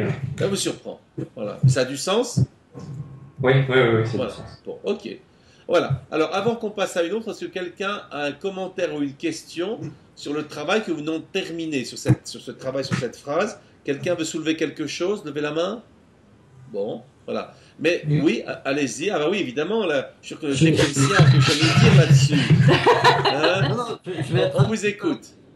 Mais c'était intéressant parce qu'en fait, ça m'a amené un changement de position dans la mesure où mon interprétation au départ de incontestable, c'était quelque chose d'opposé, qu'au début de l'échange, je me suis dit, on dit la Terre tourne autour du Soleil. L'homme de la rue pense le contraire, ça n'est pas un argument contre la première chose. Par contre, ce qui est vrai, c'est que oui, on s'aperçoit que ça peut être contesté. C'est dans ce sens-là que c'est effectivement, j'étais sur un autre problème. Oui, mais alors attendez, parce que là, tout d'un coup, il y a un problème qui se pose. Est-ce que vous pensez que cette contestation est légitime ou non? Alors, légitime par rapport au Non, fait... non. Ça. Alors là, vous savez, normalement, on s'arrête à 8 heures. Et là, après 8 heures, on va faire ça. Hein, il n'y a pas de problème. Vous aurez le champ libre, voilà. Mais là, pour l'instant, on ne le fait pas. La question est très précise. Je sais qu'elle est embêtante. Quand j'utilise ce terme de légitimité, ça cause souvent des tas d'émois divers, voilà. parce que c'est lourd hein, comme jugement, mais quand même, je souhaiterais vous la poser. Pensez-vous que cette contestation soit légitime? Parce qu'on peut te dire, oui, le fou furieux va te dire que non, vous voyez? Mais bon, alors, légitime ou non comme contestation? Non. Non, ah ben voilà. C'est bien ce que je soupçonnais dans vos propos. C'est vous dites, oui, ben on peut toujours contester, mais bon, c'est les dingos qui font ça. Voilà. Donc, alors, là, je vais en faire un petit sondage. Qui pense que la contestation de la phrase, telle qu'elle a été énoncée, n'est pas légitime, levez la main. Alors là, vous levez la main. Oui. Voilà, au moins qu'il y ait au moins une personne, voilà. Alors, voilà, du coup, vous voyez, vous n'êtes pas seul, il y en a deux. 2, 3, l'autre Pierre lève la main ou je ne vois pas ce qu'il fait, il se gratte le nez. D'accord. Hein. Donc il y en a 2. Ah voilà, donc là on a un problème. Alors vous allez baisser la main. Qui pense que la contestation est légitime, levez la main. Voilà, vous levez la main. Et monsieur le technicien, je ne me rappelle plus de son nom, comment il s'appelle? Pascal, vous allez demander à tous les supporters de la légitimité de demander à un d'entre eux qui n'a pas moins parlé que les autres en lui demandant mais comment peux-tu concevoir que c'est légitime? Allez, demande à quelqu'un. Alors, qui avait levé la main? Françoise, je te sens bien lancée. Elle est légitime tout simplement parce que elle émane d'un être humain. C'est une contestation qui émane d'un être humain qui a sa vision des choses, en tout cas. Une vision Françoise, êtes-vous en train de nous dire que tout ce qui émane d'un être humain est légitime a priori? Je sais ce que je suis en train de dire, oui. Oui, non mais moi je demande juste si vous maintenez que tout ce qu'un être humain dit est légitime a priori. Non, pas forcément. Bon, oui, mais alors si vous dites pas forcément, vous ne pouvez plus utiliser cette phrase comme argument, vous le voyez? Je le vois. Voilà. Donc on annule cet argument-là? On annule. Bon, voilà. Une fois qu'on annule, on peut recommencer. Avez-vous une autre raison de penser que cette phrase est légitime ou non? Cette critique est légitime? Non. Finalement, là, vous êtes embêté. Oui, je suis coincé. Voilà. Parce que votre seule manière de retenir la phrase, c'était d'opter pour un relativisme radical. Oui. En disant que chacun ses opinions et puis basta, c'est ça? Mais c'est un peu radical, effectivement. Oui, en disant, bah, écoutez, du moment qu'on le dit, il faut l'accepter. Hein, ça vous parle le concept de relativisme radical ou non? Non. Non. Est-ce que quelqu'un dans la pièce comprend l'idée de relativisme radical? Il lève la main. Relativisme radical? Oui. Quelqu'un lève la main ou non? Non. Personne. Bah, est-ce que quelqu'un connaît le concept de relativisme? Il lève la main. Voilà. Relativisme, oui. Voilà. Et ben voilà. Et ceux qui connaissent le mot radical, levez la main. Oui. Et ben voilà. Donc ceux qui connaissent le relativisme radical, vous levez la main. Normalement, il y en a au moins 3 qui devraient lever la main, ils connaissent ces 2 mots, ils les mettent ensemble. C'est comme le Lego, hein, ces histoires-là, voilà. Vous levez la main, allez, levez la main. Il n'y a plus personne qui lève la main. Et sur quoi? Relativisme radical, pour prendre un risque. Relativisme. Allez, demandez Françoise à quelqu'un de vous expliquer relativisme radical, allez-y. Philippe, est-ce que tu peux m'expliquer ce que signifie relativisme radical?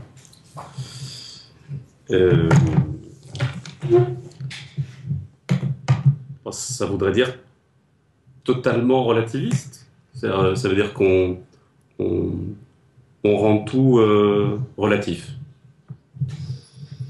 Alors Françoise, vous comprenez ce qu'il dit ou non? Non. Non, bah, posez-lui une question.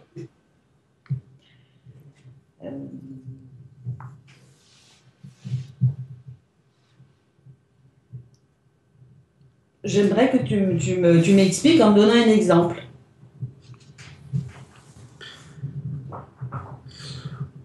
Eh bien, le relativisme radical, ce serait, voilà, il y a un verre devant moi, la personne dira systématiquement, en fait, c'est relatif.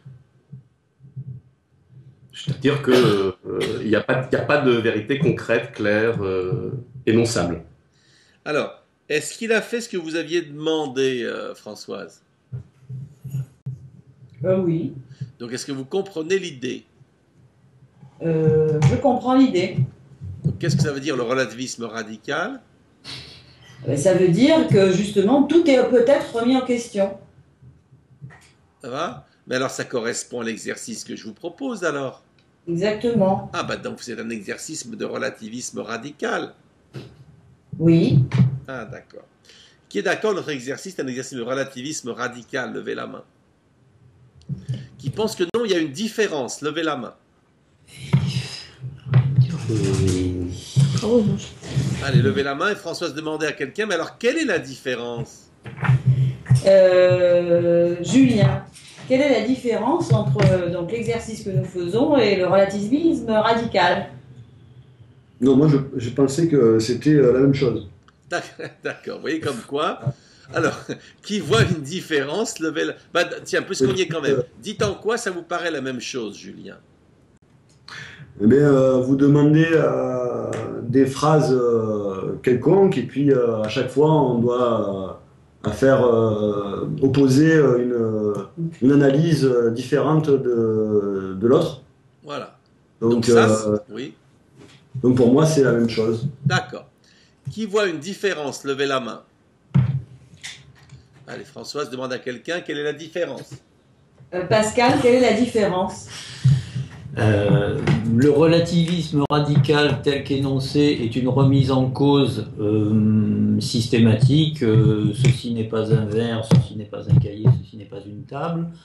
L'exercice tend à faire préciser, à je ne vais pas dire mieux cadrer,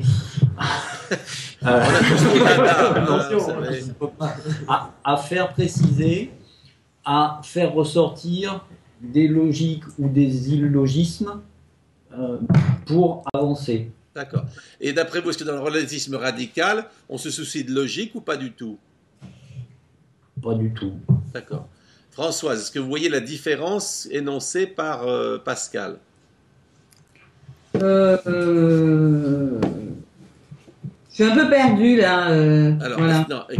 Donc si vous êtes perdu, est-ce que vous comprenez la différence qu'il énonce? Non. Non. Qui a compris ce qu'a énoncé Pascal? Levez la main. Et demandez à quelqu'un de vous expliquer ce qu'a dit Pascal. Brigitte, est-ce que tu peux m'expliquer ce qu'a dit Pascal? Pascal a dit que dans le relativisme radical, il y a un aspect systématique, c'est-à-dire qu'on dénie on affirme la relativité de toute chose de manière systématique, alors que dans l'exercice qu'on fait, on cherche à argumenter et à préciser les référents dans lesquels on est. Donc c'est pas pareil. Et si vous deviez offrir un concept pour chacune des deux positions, Brigitte, qu'est-ce que vous pourriez dire pour clarifier les deux positions? Quel ingrédient qu'il y a dans l'un et pas dans l'autre? Vous voyez, quelque chose qui permettrait de distinguer. Dans l'exercice, on cherche des arguments. Et dans l'autre?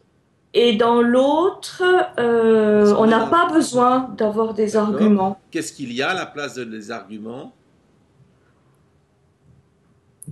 Des affirmations. Des affirmations, hein, voilà.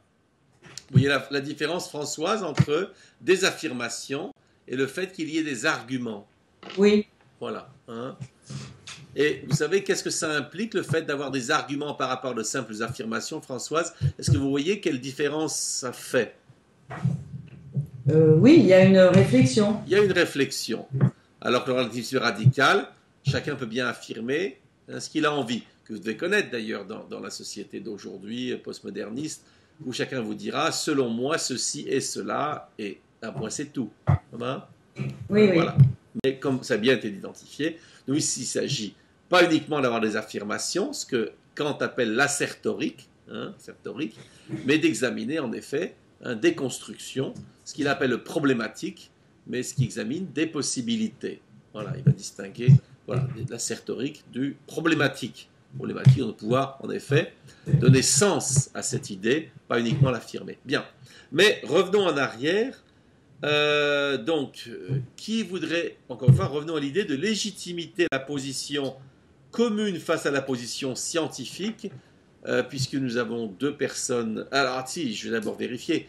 qui maintient toujours que la position commune manque de légitimité? Levez la main.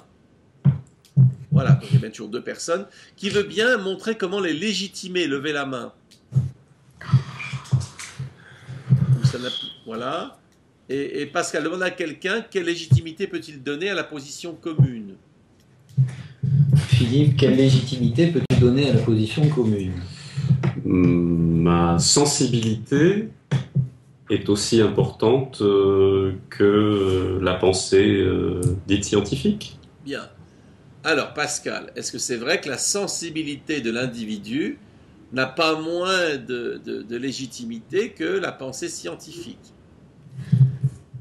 C'est vrai. Non, si c'est vrai, c'est terminé, je vous signale. C'est vrai ou c'est faux?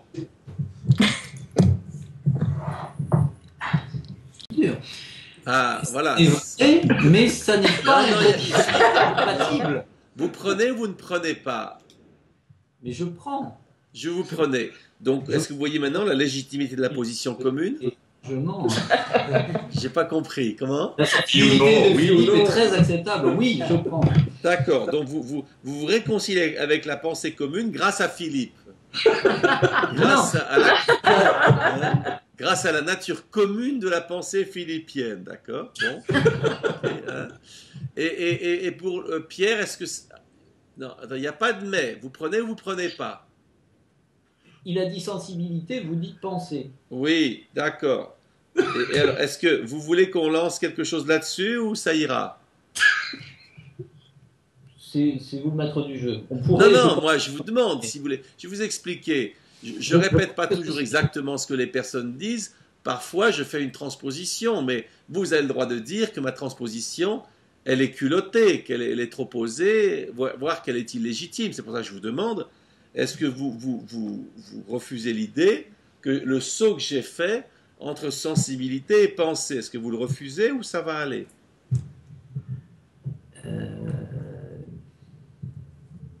Non, je le refuse. Ah, vous le refusez. Bon. Alors, pas à exprimer. Comment? Juste vous le refusez, c'est tout, il n'y a pas besoin de... Parce qu'on est... non, il n'y a pas besoin d'expliquer, non. Pascal, ça vous va qu'il y a des personnes qui veulent toujours tout expliquer, même quand ce n'est pas nécessaire. Vous connaissez? Oui. Et est-ce que ça peut être fatigant pour eux-mêmes? Et pour eux-mêmes et pour les autres, d'ailleurs. Allez, bon. Non, mais on va voir. Alors, on va voir, lui, ce que Philippe en pense. Philippe, vous, est-ce que ça vous va, le saut que j'ai fait, de dire, puisqu'il y a sensibilité, d'associer ça au concept de pensée? Ça vous va ou non? Oui. Oui. Alors, expliquez à Pascal pourquoi vous, ça vous bille pas. Ça me bille pas parce que je pense à partir du sensible. Bien. Alors, donc, le sensible impliquerait donc que par la suite, il y a une pensée qui se grève dessus. C'est ça, Philippe? Oui. Alors, oui. Pascal, c'est vrai ce que vient de dire Philippe ou c'est faux? Le sensible est une des bases. Philippe, je vous demande juste. Oui. Pardon, Pascal. Je vous demande juste si ce que vient de dire Philippe, ce qu'il vient d'énoncer, ça vous paraît juste ou faux? Juste. Bon. Donc, l'affaire est close? Oui, non? Ça va vous donner des ulcères ou ça ira? Non. D'accord. On sent une petite frustration là quand même, non? Vous aimeriez vous exprimer, n'est-ce pas? Oui, non. Alors, j'ai une bonne nouvelle. Après, quand ça sera fini, vous irez boire un coup et là, vous direz tout ce que vous voudrez. Ça y est. Voilà. Non, parce que je m'en voudrais que vous ayez après des ulcères à cause de moi. Voyez. Voilà. Bien. Donc, vous êtes réconcilié avec l'idée de la pensée commune. Ça va? On sent que ça travaille dur. Là. On sent le drame, là. Voilà. Bon, d'accord.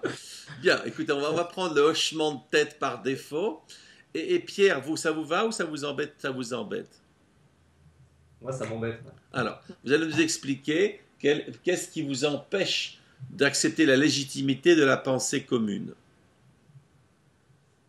Parce qu'elle est... Pour moi, c'est pas parce qu'elle est... La pensée commune, ce serait la pensée par le sensible. Oui. Philippe a... Alors, allons-y là-dessus pour l'instant, oui. Et alors? Et pour moi, elle n'est pas valable dans ce cas-là. Elle n'est pas légitime, justement, cette pensée. Donc, la pensée qui se fonde sur le sensible n'est pas pour vous légitime, ça va? Ouais. Qu'est-ce qui serait légitime alors? Pensée scientifique. Voilà, donc pour vous, le sensible ici ne serait pas légitime, il faudrait une pensée scientifique. Et qu'est-ce qui distingue d'après vous le sensible du scientifique? Bah, des arguments, Des arguments, voilà. Hein. Le sensible, lui, n'a pas d'arguments. Non. Ça vous va? Mm. Bien. Alors, est-ce que quelqu'un voudrait ici répondre à Pierre en lui montrant la légitimité d'une pensée fondée sur le sensible, hein, dépourvu d'arguments? Quelqu'un veut bien le faire, il lève la main. Tiens, qui est d'accord avec lui? Levez la main. Avec qui? Avec Philippe? Avec Pierre. Avec Pierre, pardon. Qui est d'accord avec Pierre? Levez la main. Voilà, oui. Ah. Qui n'est pas d'accord avec Pierre? Levez la main. Ah, pardon. Qui n'est pas d'accord avec Pierre? Levez la main. Alors là, Françoise, qu'est-ce qui vous arrive? Quel est votre dilemme? Je sais pas, je suis un peu perdue dans ces circonvolutions, parce que j'ai l'impression qu'on revient à ce qu'on a dit tout à l'heure, tout en rejetant l'argument de départ, qui était que l'individu pouvait avoir une position, parce que c'était un être humain, donc ça voulait dire qu'il était sensible et qu'il pouvait avoir une vision différente des scientifiques. Mais vous, ça vous paraît légitime? Bah oui, ça me paraît légitime. Bon, mais vous remarquez qu'il y a certaines personnes pour qui ça ne l'est pas. Oui. Bon, et ça vous embête? Non. Bah, ça a eu l'air de vous chagriner un peu il y a 30 secondes. Non, ça ne me chagrinait pas, mais je me suis laissée un peu en spectatrice. Oui, mais pourquoi? J'attendais que ma pensée fasse son cheminement. Bah, c'est-à-dire, qu'est-ce que vous attendiez qu'il se passe? Que je comprenne quelque chose. Bah, regardez bien, vous venez bien de décrire la situation, là, ou non? Oui. Mais alors, pourquoi vous pensez que vous ne comprenez pas? Ou est-ce que c'est votre doute récurrent qui vous a envahi? Je pense que c'est mon doute récurrent. Voilà. Mais vous voyez le problème du doute. Descartes distingue le doute méthodique, hein, d'une sorte de doute qu'on va appeler existentiel. Hein, le méthodique, il a des raisons de douter. Sinon, à tout instant, cette espèce de doute général et vague peut vous envahir et carrément parasiter la pensée. Vous voyez? Ça vous parle? Oui. À quel point ce doute peut être envahissant et empêcher de penser. Voilà. Alors, mais pourriez-vous dire quelque chose à Pierre pour lui montrer, vous, avec vos mots, pourquoi cette pensée fondée sur le sensible serait légitime?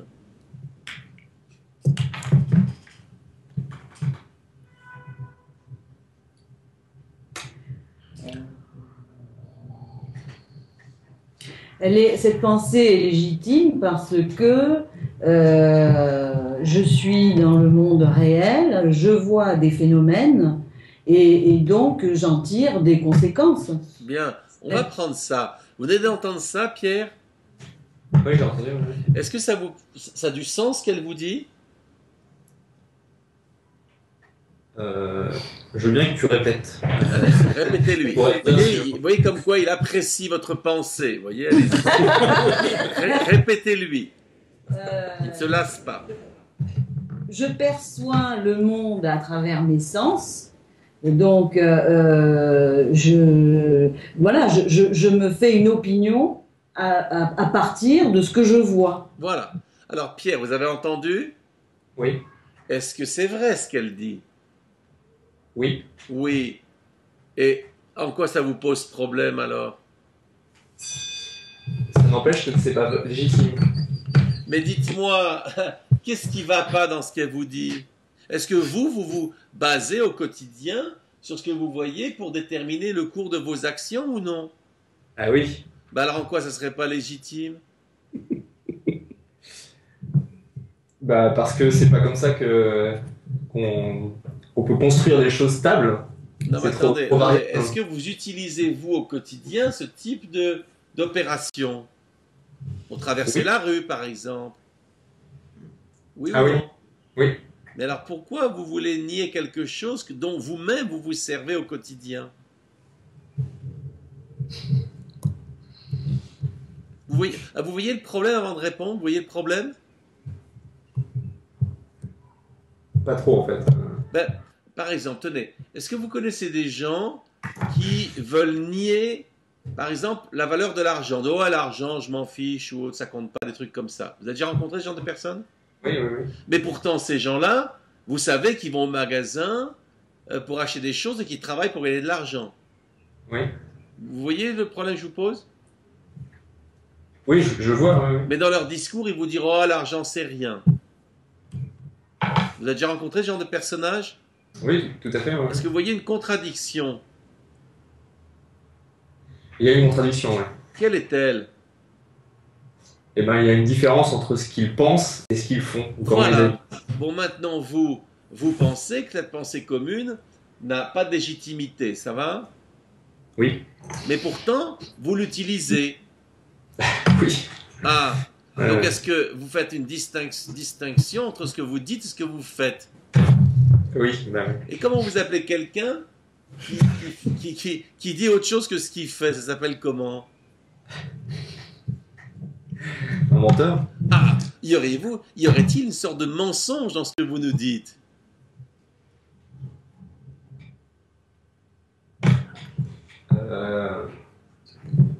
C'est bloqué. Non.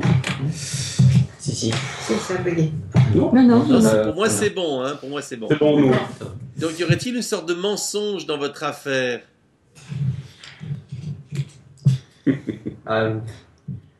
Ben, au quotidien, faites-vous confiance à vos sens? Oui. Oui. Oui, non, oui, il y a un mensonge. Ouais. Mais ça a l'air de vous embêter. Oui, oui. Pourquoi? Pourquoi donc? Parce que je sais ce qui est bien et je le fais pas. Donc il y a une confusion, enfin il y a un décalage. Mais dites-moi, pensez-vous qu'il est possible de faire tout ce que vous pensez bien? Ah oui, je pense que c'est possible, oui. D'accord. Et pensez-vous que c'est bien de sauver l'humanité de la catastrophe financière?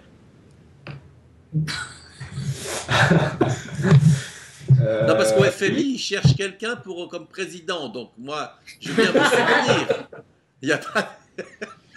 si vous promettez de ne pas faire de bêtises, parce qu'il y en a qui font des choses bizarres. Mais bon. Vous voyez le problème ou non? Oui, je vois le problème, ouais. Mais qu'est-ce qui vous embête tant, alors? Parce qu'on sent que ça provoque du dilemme, là. Ah oui, parce que ce qu'on pense, on doit pouvoir agir en fonction de ce qu'on pense. Donc, et ça, c'est possible ou non? Ah oui, c'est possible. Toujours? Non. Non. Alors, qui voudrait analyser le dilemme pierresque, là? Qui voit ce qui se passe et vous bien, qui a une intuition sur ce qui est intéressant, ce qui se passe là avec Pierre? Qui pourrait l'analyser ou dire ce qu'il en pense? Levez la main. Ça inspire quelqu'un? Brigitte, ça inspire?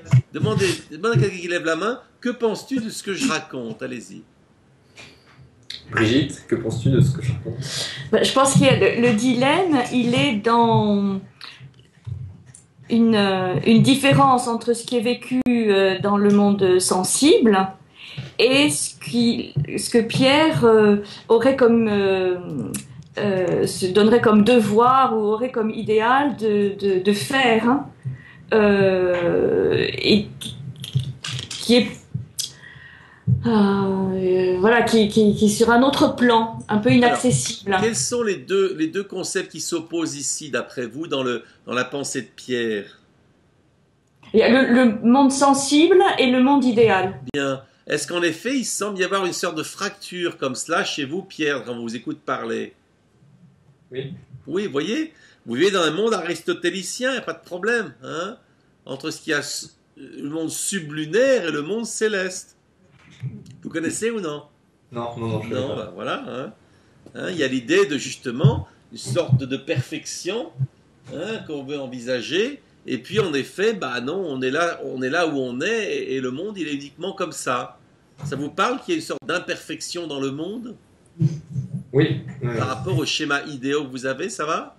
Oui. Voilà. Vous connaissez cette tension? Oui. C'est ce que vous exprimez là. Mais vous, seriez partisan du céleste, de la perfection. Oui. Hein? Ouais. Et donc, ces braves gens qui se contentent de leur perception, vous les trouvez insupportables. Hein? Non, pas insupportable. Un petit peu. Hein? Enfin, banal, quoi. Non. Un peu crétin sur les bords, quoi. Hein? Voilà. Non, mais pas de problème. Vous savez, l'important dans tout ça, c'est de se voir penser. C'est le connais-toi toi-même de Socrate, conçu non pas comme une narration de raconter son enfance, mais comme se voir penser. Ça vous parle? Se voir penser. Voilà. Hein? Bien. Bon. Ok. Alors, je vous propose, sauf si quelqu'un veut rajouter quelque chose dans cette histoire-là, qu'on passe à autre chose. Quelqu'un voudrait rajouter quelque chose là-dessus? Non? Juste parce que quelqu'un, j'ai pas entendu depuis longtemps, c'est Julien, il s'appelle. Oui. Julien, ça vous parle cette histoire ou non? Ou ça vous laisse de marbre? De granit. Voilà. Donc vous étiez dans le passé, vous étiez ailleurs. Non, j'étais là, mais j'ai rien à ajouter là-dessus. Mais qu'est-ce que vous en avez pensé, vous, quand même, de cette histoire? Bah, moi j'ai compris Pierre parce que de temps en temps je pense comme lui, et puis de temps en temps je vais penser aussi, je vais relativiser ma pensée, quoi. D'accord. Donc vous vous essayez entre la position de Pierre et une autre position, ça va? Oui. D'accord. Bon, ok. Bien. Eh bien, écoutez, on va passer à un autre. Alors, on va voir maintenant. Quand vous avez voulu critiquer l'idée de quelqu'un, qui a trouvé, par exemple, 3 manières de critiquer une idée? Vous pouvez lever la main? Non, personne. Qui en a trouvé 2? Levez la main. Ah, il y a Philippe et Brigitte. Bon, allez, ben, on va écouter au hasard, on va écouter Philippe.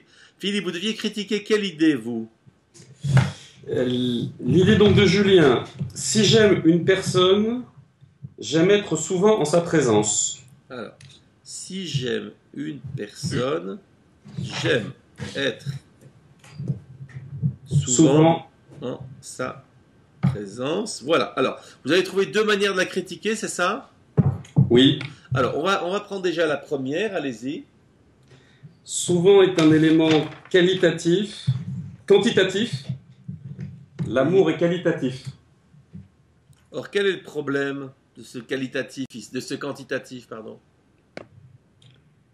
C'est qu'il Vous nous n'est dites, pas que l'amour est quelque chose de qualitatif, ça va? Oui. Or là, il utilise de la quantité, ça va? Oui. Or, ceci dit, est-ce que vous remarquez qu'on entend souvent parler de quantité en amour? Vous avez déjà remarqué? Oui. Vous avez des exemples de ça? Dans des expressions communes? D'aimer plus ou d'aimer moins. Voilà, aimer plus ou moins. Hein, oui. Vous connaissez le principe de ce qu'on fait avec la marguerite. Oui, je t'aime un peu beaucoup. Voilà. Donc l'idée, c'est de montrer qu'il y a un enjeu intéressant. Il se peut qu'en effet, vous pensiez que cet exercice de la marguerite soit complètement absurde, ridicule. Voilà. Hein. Auquel cas, il faudrait que ça se sache. Hein. C'est ça. Parce que qui ne l'a pas pratiqué un jour ou un autre? Voilà. Alors, montrez-lui pourquoi ça ne va pas d'utiliser ici du quantitatif. Allez-y. Voilà.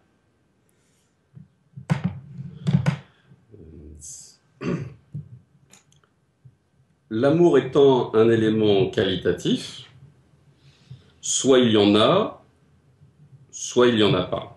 Ah d'accord. Pour vous, l'amour est là ou pas là? Oui.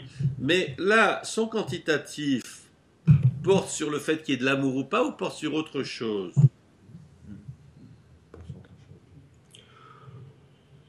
Sur autre chose. Donc ça colle ce que vous nous dites là ou non pour l'instant?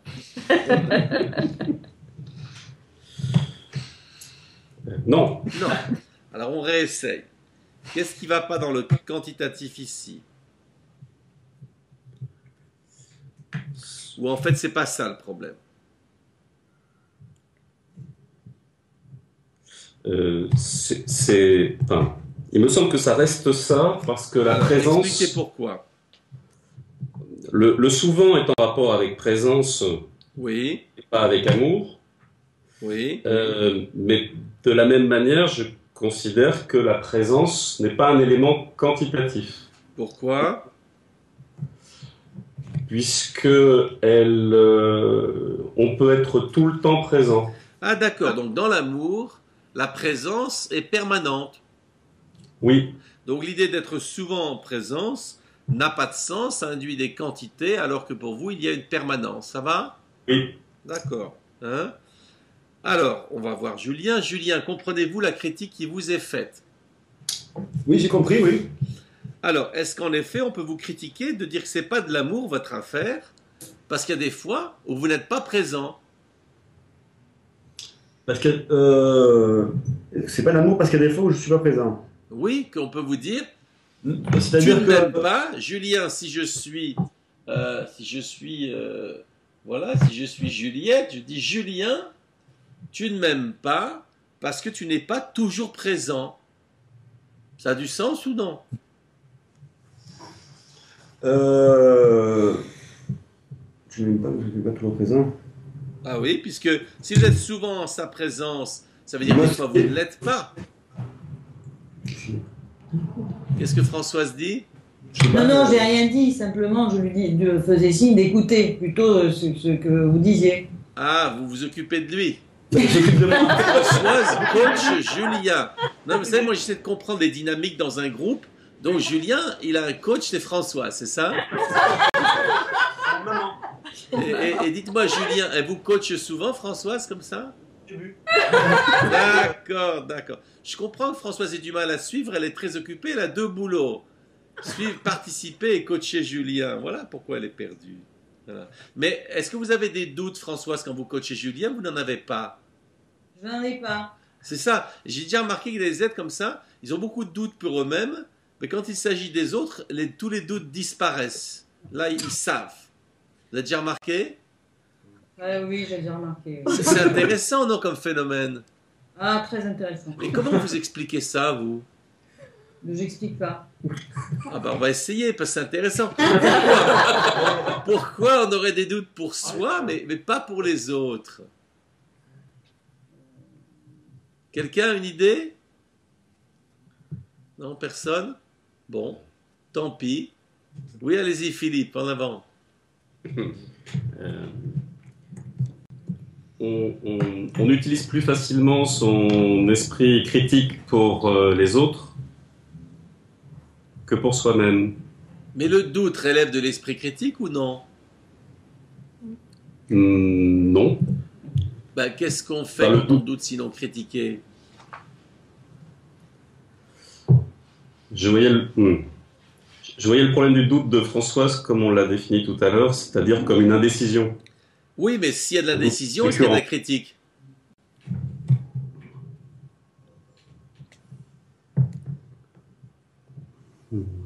Est-ce que l'indécision implique de la critique, oui ou non?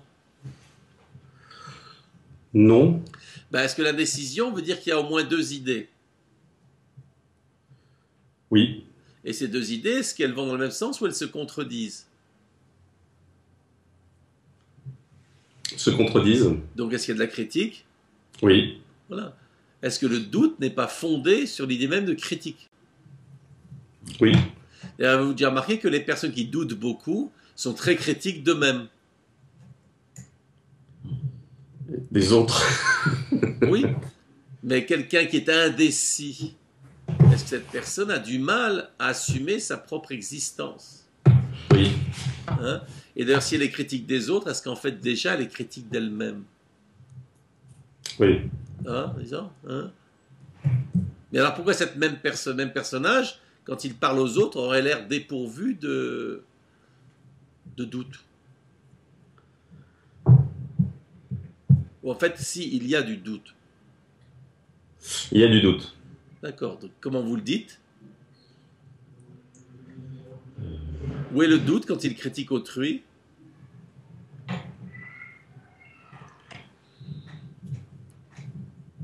Je vais vous proposer l'idée que qu'ils critiquent autrui, c'est qu'ils émettent un doute sur autrui. Oui. Mais que ce doute est sans doute. C'est ça. Hein? Oui. Ils n'ont pas de doute sur leur doute. Oui. C'est rigolo, hein? Ça vous parle, Françoise, tout ça? Ça va me faire réfléchir, en tout cas. Qu'est-ce que ça veut dire? Ça vous parle ce qu'on raconte là ou non? Ben oui, ça me parle. Ça vous plaît? Non, Non. Mais pourquoi pas? C'est rigolo ou non? c'est pas très rigolo pour le moment, mais ça peut le devenir. D'accord. Il y a des blagues, des fois, ils les comprennent pas tout de suite. Voilà, faut attendre. Bien. Bien, alors. Bon, revenons à notre coaché, après la coacheuse, revenons au coaché. Avez-vous compris, Donc, Julien, j'allais dire, la critique de Philippe? Oui, justement, maintenant j'ai 3 coachs, c'est bien, tout le monde me fait chute. Donc j'allais dire que dans sa critique, lui, il a sorti le mot souvent et le mot présence comme étant du quantitatif. Et moi, en fait, je trouve que ça n'a pas de lieu d'être parce que c'était le fait d'aimer. Non, alors regardez, Julien. Présence, Julien, on va prendre une chose à la fois. Est-ce que souvent, c'est de la quantité? Oui, souvent c'est de la quantité. Or, c'est une quantité totale ou partielle? Souvent c'est une quantité partielle. Partielle. Donc, ça veut dire qu'il y a du manque. Ça veut dire qu'il y a du manque. Hein? Par rapport à la totalité, il y a du manque. On est d'accord? Oui. Bon. Or, qu'est-ce que Philippe vous soulève? C'est l'idée que la présence devrait être totale. Ça va? Oui. Êtes-vous d'accord avec lui ou non? La présence ne... Dans l'amour, il dit que la présence n'a pas lieu au manque. Ça devrait être totale. Il devrait être permanente. Ça vous parle ou non? C'est impossible. La plupart du temps, c'est impossible. Donc il nous raconte n'importe quoi, Philippe. Vous êtes d'accord? Oui. Bah, voilà. Alors faut lui dire, Philippe, tu dis n'importe quoi. Bah oui, il fallait qu'il trouve un argument. Mais bon, Philippe, ton argument, c'est n'importe quoi. Regarde. Il l'a dit. Alors regardez, à ce point-ci, qui comprend la différence dans la manière de penser de Philippe et dans la manière de penser de Julien et pourrait montrer où est le décalage? Qui est capable de le faire? Lever la main. Personne? Si, quand même. Allez, Pierre, on vous écoute. Julien, il parle de la présence physique, Oui. tandis que Philippe pense de la présence dans l'esprit. La présence. Alors donc, pour employer aussi un adjectif, la présence comment? Spirituelle. Spirituelle. Philippe, est-ce vrai que vous parlez de la présence spirituelle? Oui, Et Julien, êtes-vous d'accord, vous parlez de la présence physique? Oui, je parle de la présence physique. Bien. Mais dites-moi, comprenez-vous maintenant à partir de quoi Philippe vous critique? Oui, Qu'est-ce qu'il vous accuse? Il vous accuse de quoi? il m'accuse d'être trop physique. Voilà. Hein? Ça a du sens? Aucun sens. Et pourquoi vous dites que ça n'a aucun sens? Strictement aucun sens. Mais bon, Alors, strictement, en plus, oula, on sent que c'est chargé, là. Je ne sais pas quels sont les enjeux entre vous, là, dans cette affaire-là, mais pourquoi vous rejetez sa critique aussi virulemment? parce que c'est trop simple de mettre le physique d'un côté et le spirituel de l'autre. D'accord, et vous n'aimez pas la simplicité?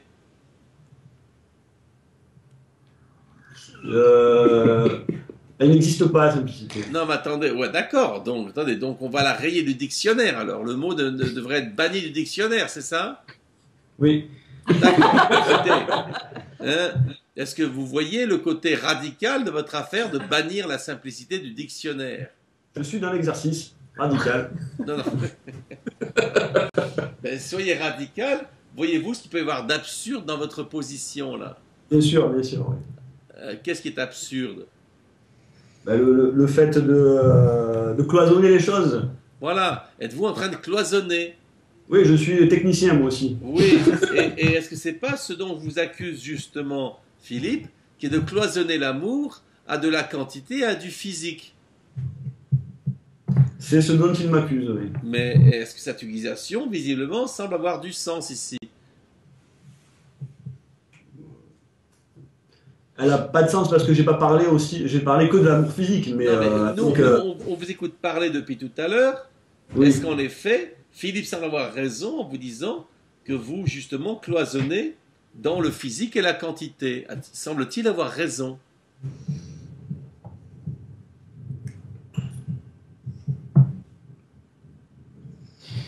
Non, je pense pas quand même. Hein. Non, on voit. Est-ce Non, je pense qu'on pas, parce que- perçoit la dimension spirituelle de votre amour, là? La dimension spirituelle, ben, elle est là dans la présence physique.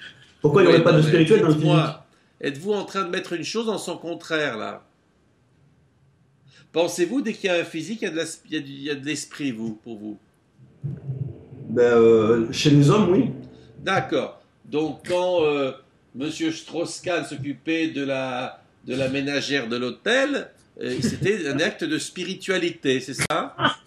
Je pense pas que. Je pense, Non, je vous demande si c'était le cas ou pas. Non.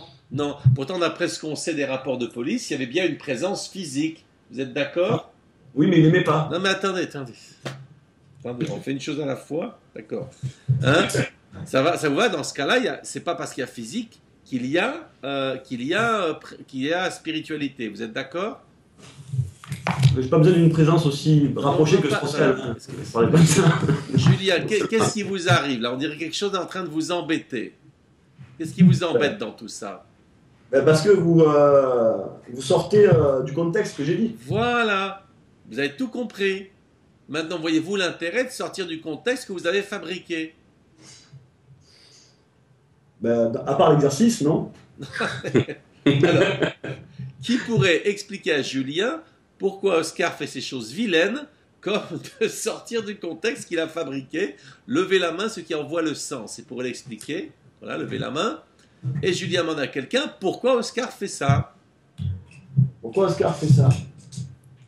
Il fait ça pour nous donner une autre vision des choses. Bien, ça a du sens ce que vient de vous dire Françoise? Oui, oui. Mais on sent que ça vous plaît de donner une autre vision des choses. Hein? Et comment appelez-vous quelqu'un qui ne veut pas avoir d'autre vision des choses? Vous l'appelez comment ce personnage, vous? Un totalitaire. Voilà. Seriez-vous totalitaire, là, dans votre affaire? D'ailleurs, quelqu'un qui veut rayer les mots du dictionnaire, est-ce qu'il n'a pas un côté totalitaire? On fait le Complètement. Voilà. Et ça vous surprend tout d'un coup de vous retrouver dans une crise de totalitarisme ou ça vous surprend pas?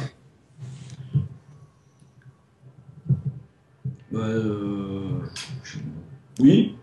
Ça vous surprend ou non? Oui, oui, ça me surprend. Oui. Et ceux qui vous connaissent, ça les surprend ou non? Ah, je sais pas, il faut leur demander. Ça demande à quelqu'un qui vous connaît si ça la surprend. Est-ce que ça te surprend que je sois un totalitaire? Oui, quand même, oui. Oui, Voilà, c'est bien. oui, Vous savez? oui, Voilà. ça me surprend. Et quelqu'un que ça ne surprend pas, il lève la main. Eh ben voilà, c'est une surprise. Ah, si Philippe, ça ne te surprend pas. Philippe, pourquoi ça ne te surprend pas, Philippe? Demandez-lui. Parce que j'ai déjà eu cette expérience avec Julien. C'est vrai, Julien, ce qu'il dit? Ou il raconte n'importe quoi à nouveau, Philippe? Ponctuellement. Vous savez de quoi il parle ou non? Non. Non. Eh bien, écoutez, vous aurez de quoi discuter à l'apéro. Vous réglerez. Moi, je ne veux pas susciter d'histoire, comme vous le voyez. Non, mais il n'y a pas de problème. Alors, Aucun problème. justement, ce qu'on va faire là, parce que je vois que le temps passe, puis bon, voilà. Ce que vous allez faire, on va faire un peu de méta-réflexion. Je voudrais que vous écriviez deux choses. D'une part, quel est l'intérêt possible de cet exercice, d'une part, et d'autre part, est-ce que vous y voyez un inconvénient? Voilà. Donc, vous pouvez marquer intérêt d'une part, inconvénient d'autre part. Et vous prenez 2 minutes, vous écrivez ça.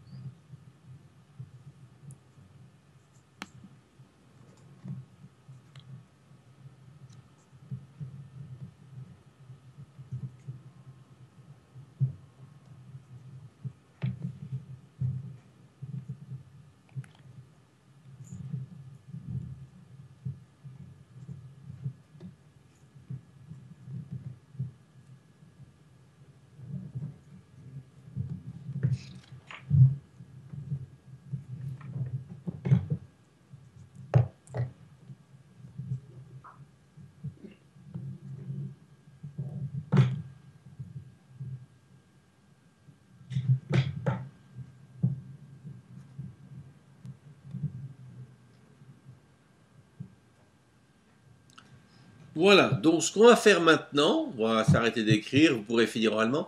On va prendre chacun, on va faire le tour simplement et chacun va dire ce qu'il a noté sur ce sujet.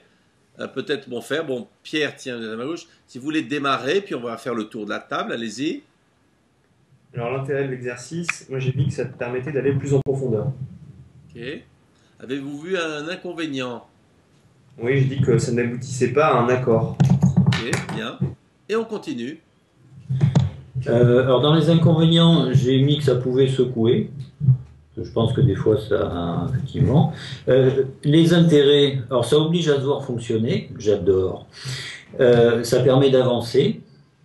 Ça oblige à rester sur un argument. Ça, c'est un bon exercice pour moi. Et j'ai mis, alors je l'ai mis dans la colonne des intérêts quand même, parce que c'est frustrant en même temps. Et comme c'est frustrant, ça va donner envie d'aller plus loin. Ok, bien. Intérêt.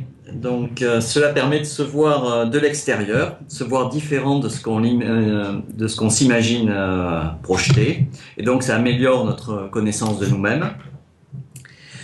Inconvénient, l'avis minoritaire sert toujours de référence. D'accord. Non, l'avis majoritaire sert toujours de référence. Ok. On continue, Julien? Oui, donc alors dans les intérêts, j'avais mis ça permet de s'affirmer et de développer, de clarifier des idées. Et inconvénient, mais c'est aussi un intérêt en même temps, c'est une remise en question. On a l'impression qu'on se fait un petit peu démonter en kit, et après on est obligé de se remonter tout ça à la maison, quoi, peut-être. Oui, c'est le principe Ikea, hein. Voilà. C'est une méthode norvégienne. Voilà. Grec en l'occasion, mais bon. Allez-y, on continue. Donc moi j'ai noté mieux me connaître, apprendre à conceptualiser, à dialoguer avec moi-même au niveau de l'intérêt. J'ai pas eu le temps de noter les inconvénients, peut-être parce que j'en trouve pas vraiment, même si c'est pas très agréable d'être bousculé, quoi. Voilà. Mais c'est probablement nécessaire. Okay. Moi j'ai marqué ne pas rester en surface et apprendre à se connaître pour l'intérêt. Et inconvénient, on se retrouve face à soi-même avec ses contradictions, ses certitudes et ses doutes. Et cela fait toujours un peu peur. On est un puzzle. Okay. Alors en intérêt, j'ai mis sortir de son cadre habituel de pensée. Et en inconvénient, mais qui je sais est aussi un intérêt, c'est la déstabilisation.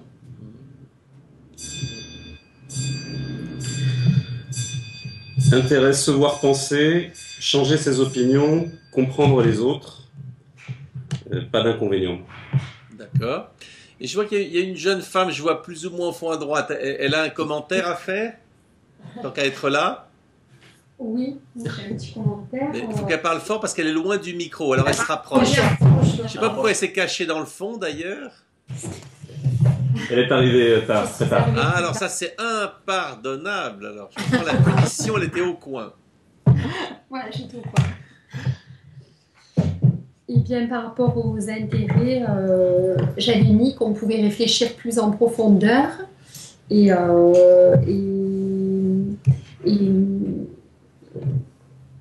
sortir de ces retranchements, parce que justement, le fait de décortiquer comme ça permettait de sortir de ces retranchements. Et qu'après, c'est vrai que ça créait une sensation de mal-être parce que c'est assez direct, puis il faut répondre par oui ou par non, par des réponses courtes. Et parfois, on a l'impression d'être dans un tribunal où vraiment on nous pose des questions, répond, et que vous savez très bien où vous allez en revanche. Et nous, on s'enfonce un peu plus à chaque fois. D'ailleurs, je savais exactement ce que vous alliez dire depuis le début. Si. J'ai bien joué là-dessus. D'accord, bon. Voilà, écoutez, moi je propose qu'on s'arrête là, mais ça, après vous verrez si vous voulez continuer à en discuter, voir si vous avez temps, ça serait bien d'essayer de continuer un peu entre vous, si Philippe ou quelqu'un d'autre veut animer la discussion. Mais c'est vrai, par rapport au travail continu que nous pourrions faire, ce qui serait bien, ça serait que moi, par exemple, j'anime un atelier avec vous, mais après que vous essayiez de le faire, de continuer, parce que vous voyez, on a abordé 1h30, parce qu'on n'a même pas fini avec le travail de Philippe, 1h30, mais d'essayer de continuer ce travail-là, avec l'idée que vous le ferez bien entendu, pas exactement pareil, il n'est pas de répliquer, d'utiliser certains outils, vous en trouverez d'autres, mais d'essayer de continuer un peu, aujourd'hui ou une autre fois, cet atelier entre vous. Voilà. Hein. Et après de noter, ce qui est intéressant, c'est de noter quelles difficultés se posent. Vous voyez, quelqu'un d'ailleurs peut être en charge de ça, quels problèmes ça pose, quelles sont les difficultés, et qu'on puisse après même discuter des problèmes, puisque l'idée, si j'ai bien compris, c'est pas uniquement d'animer un atelier avec vous, mais aussi de faire une sorte de formation à la pratique philosophique, c'est de noter pour vous-même, non pas simplement le subi, hein, j'ai subi ça, mais après, en essayant de le faire, quelles sont les difficultés, les problèmes, les obstacles posés. Voilà. Hein. Donc je vous propose ça un peu comme continuité, et puis voilà, on peut... Voilà. Hein. Ça va comme ça?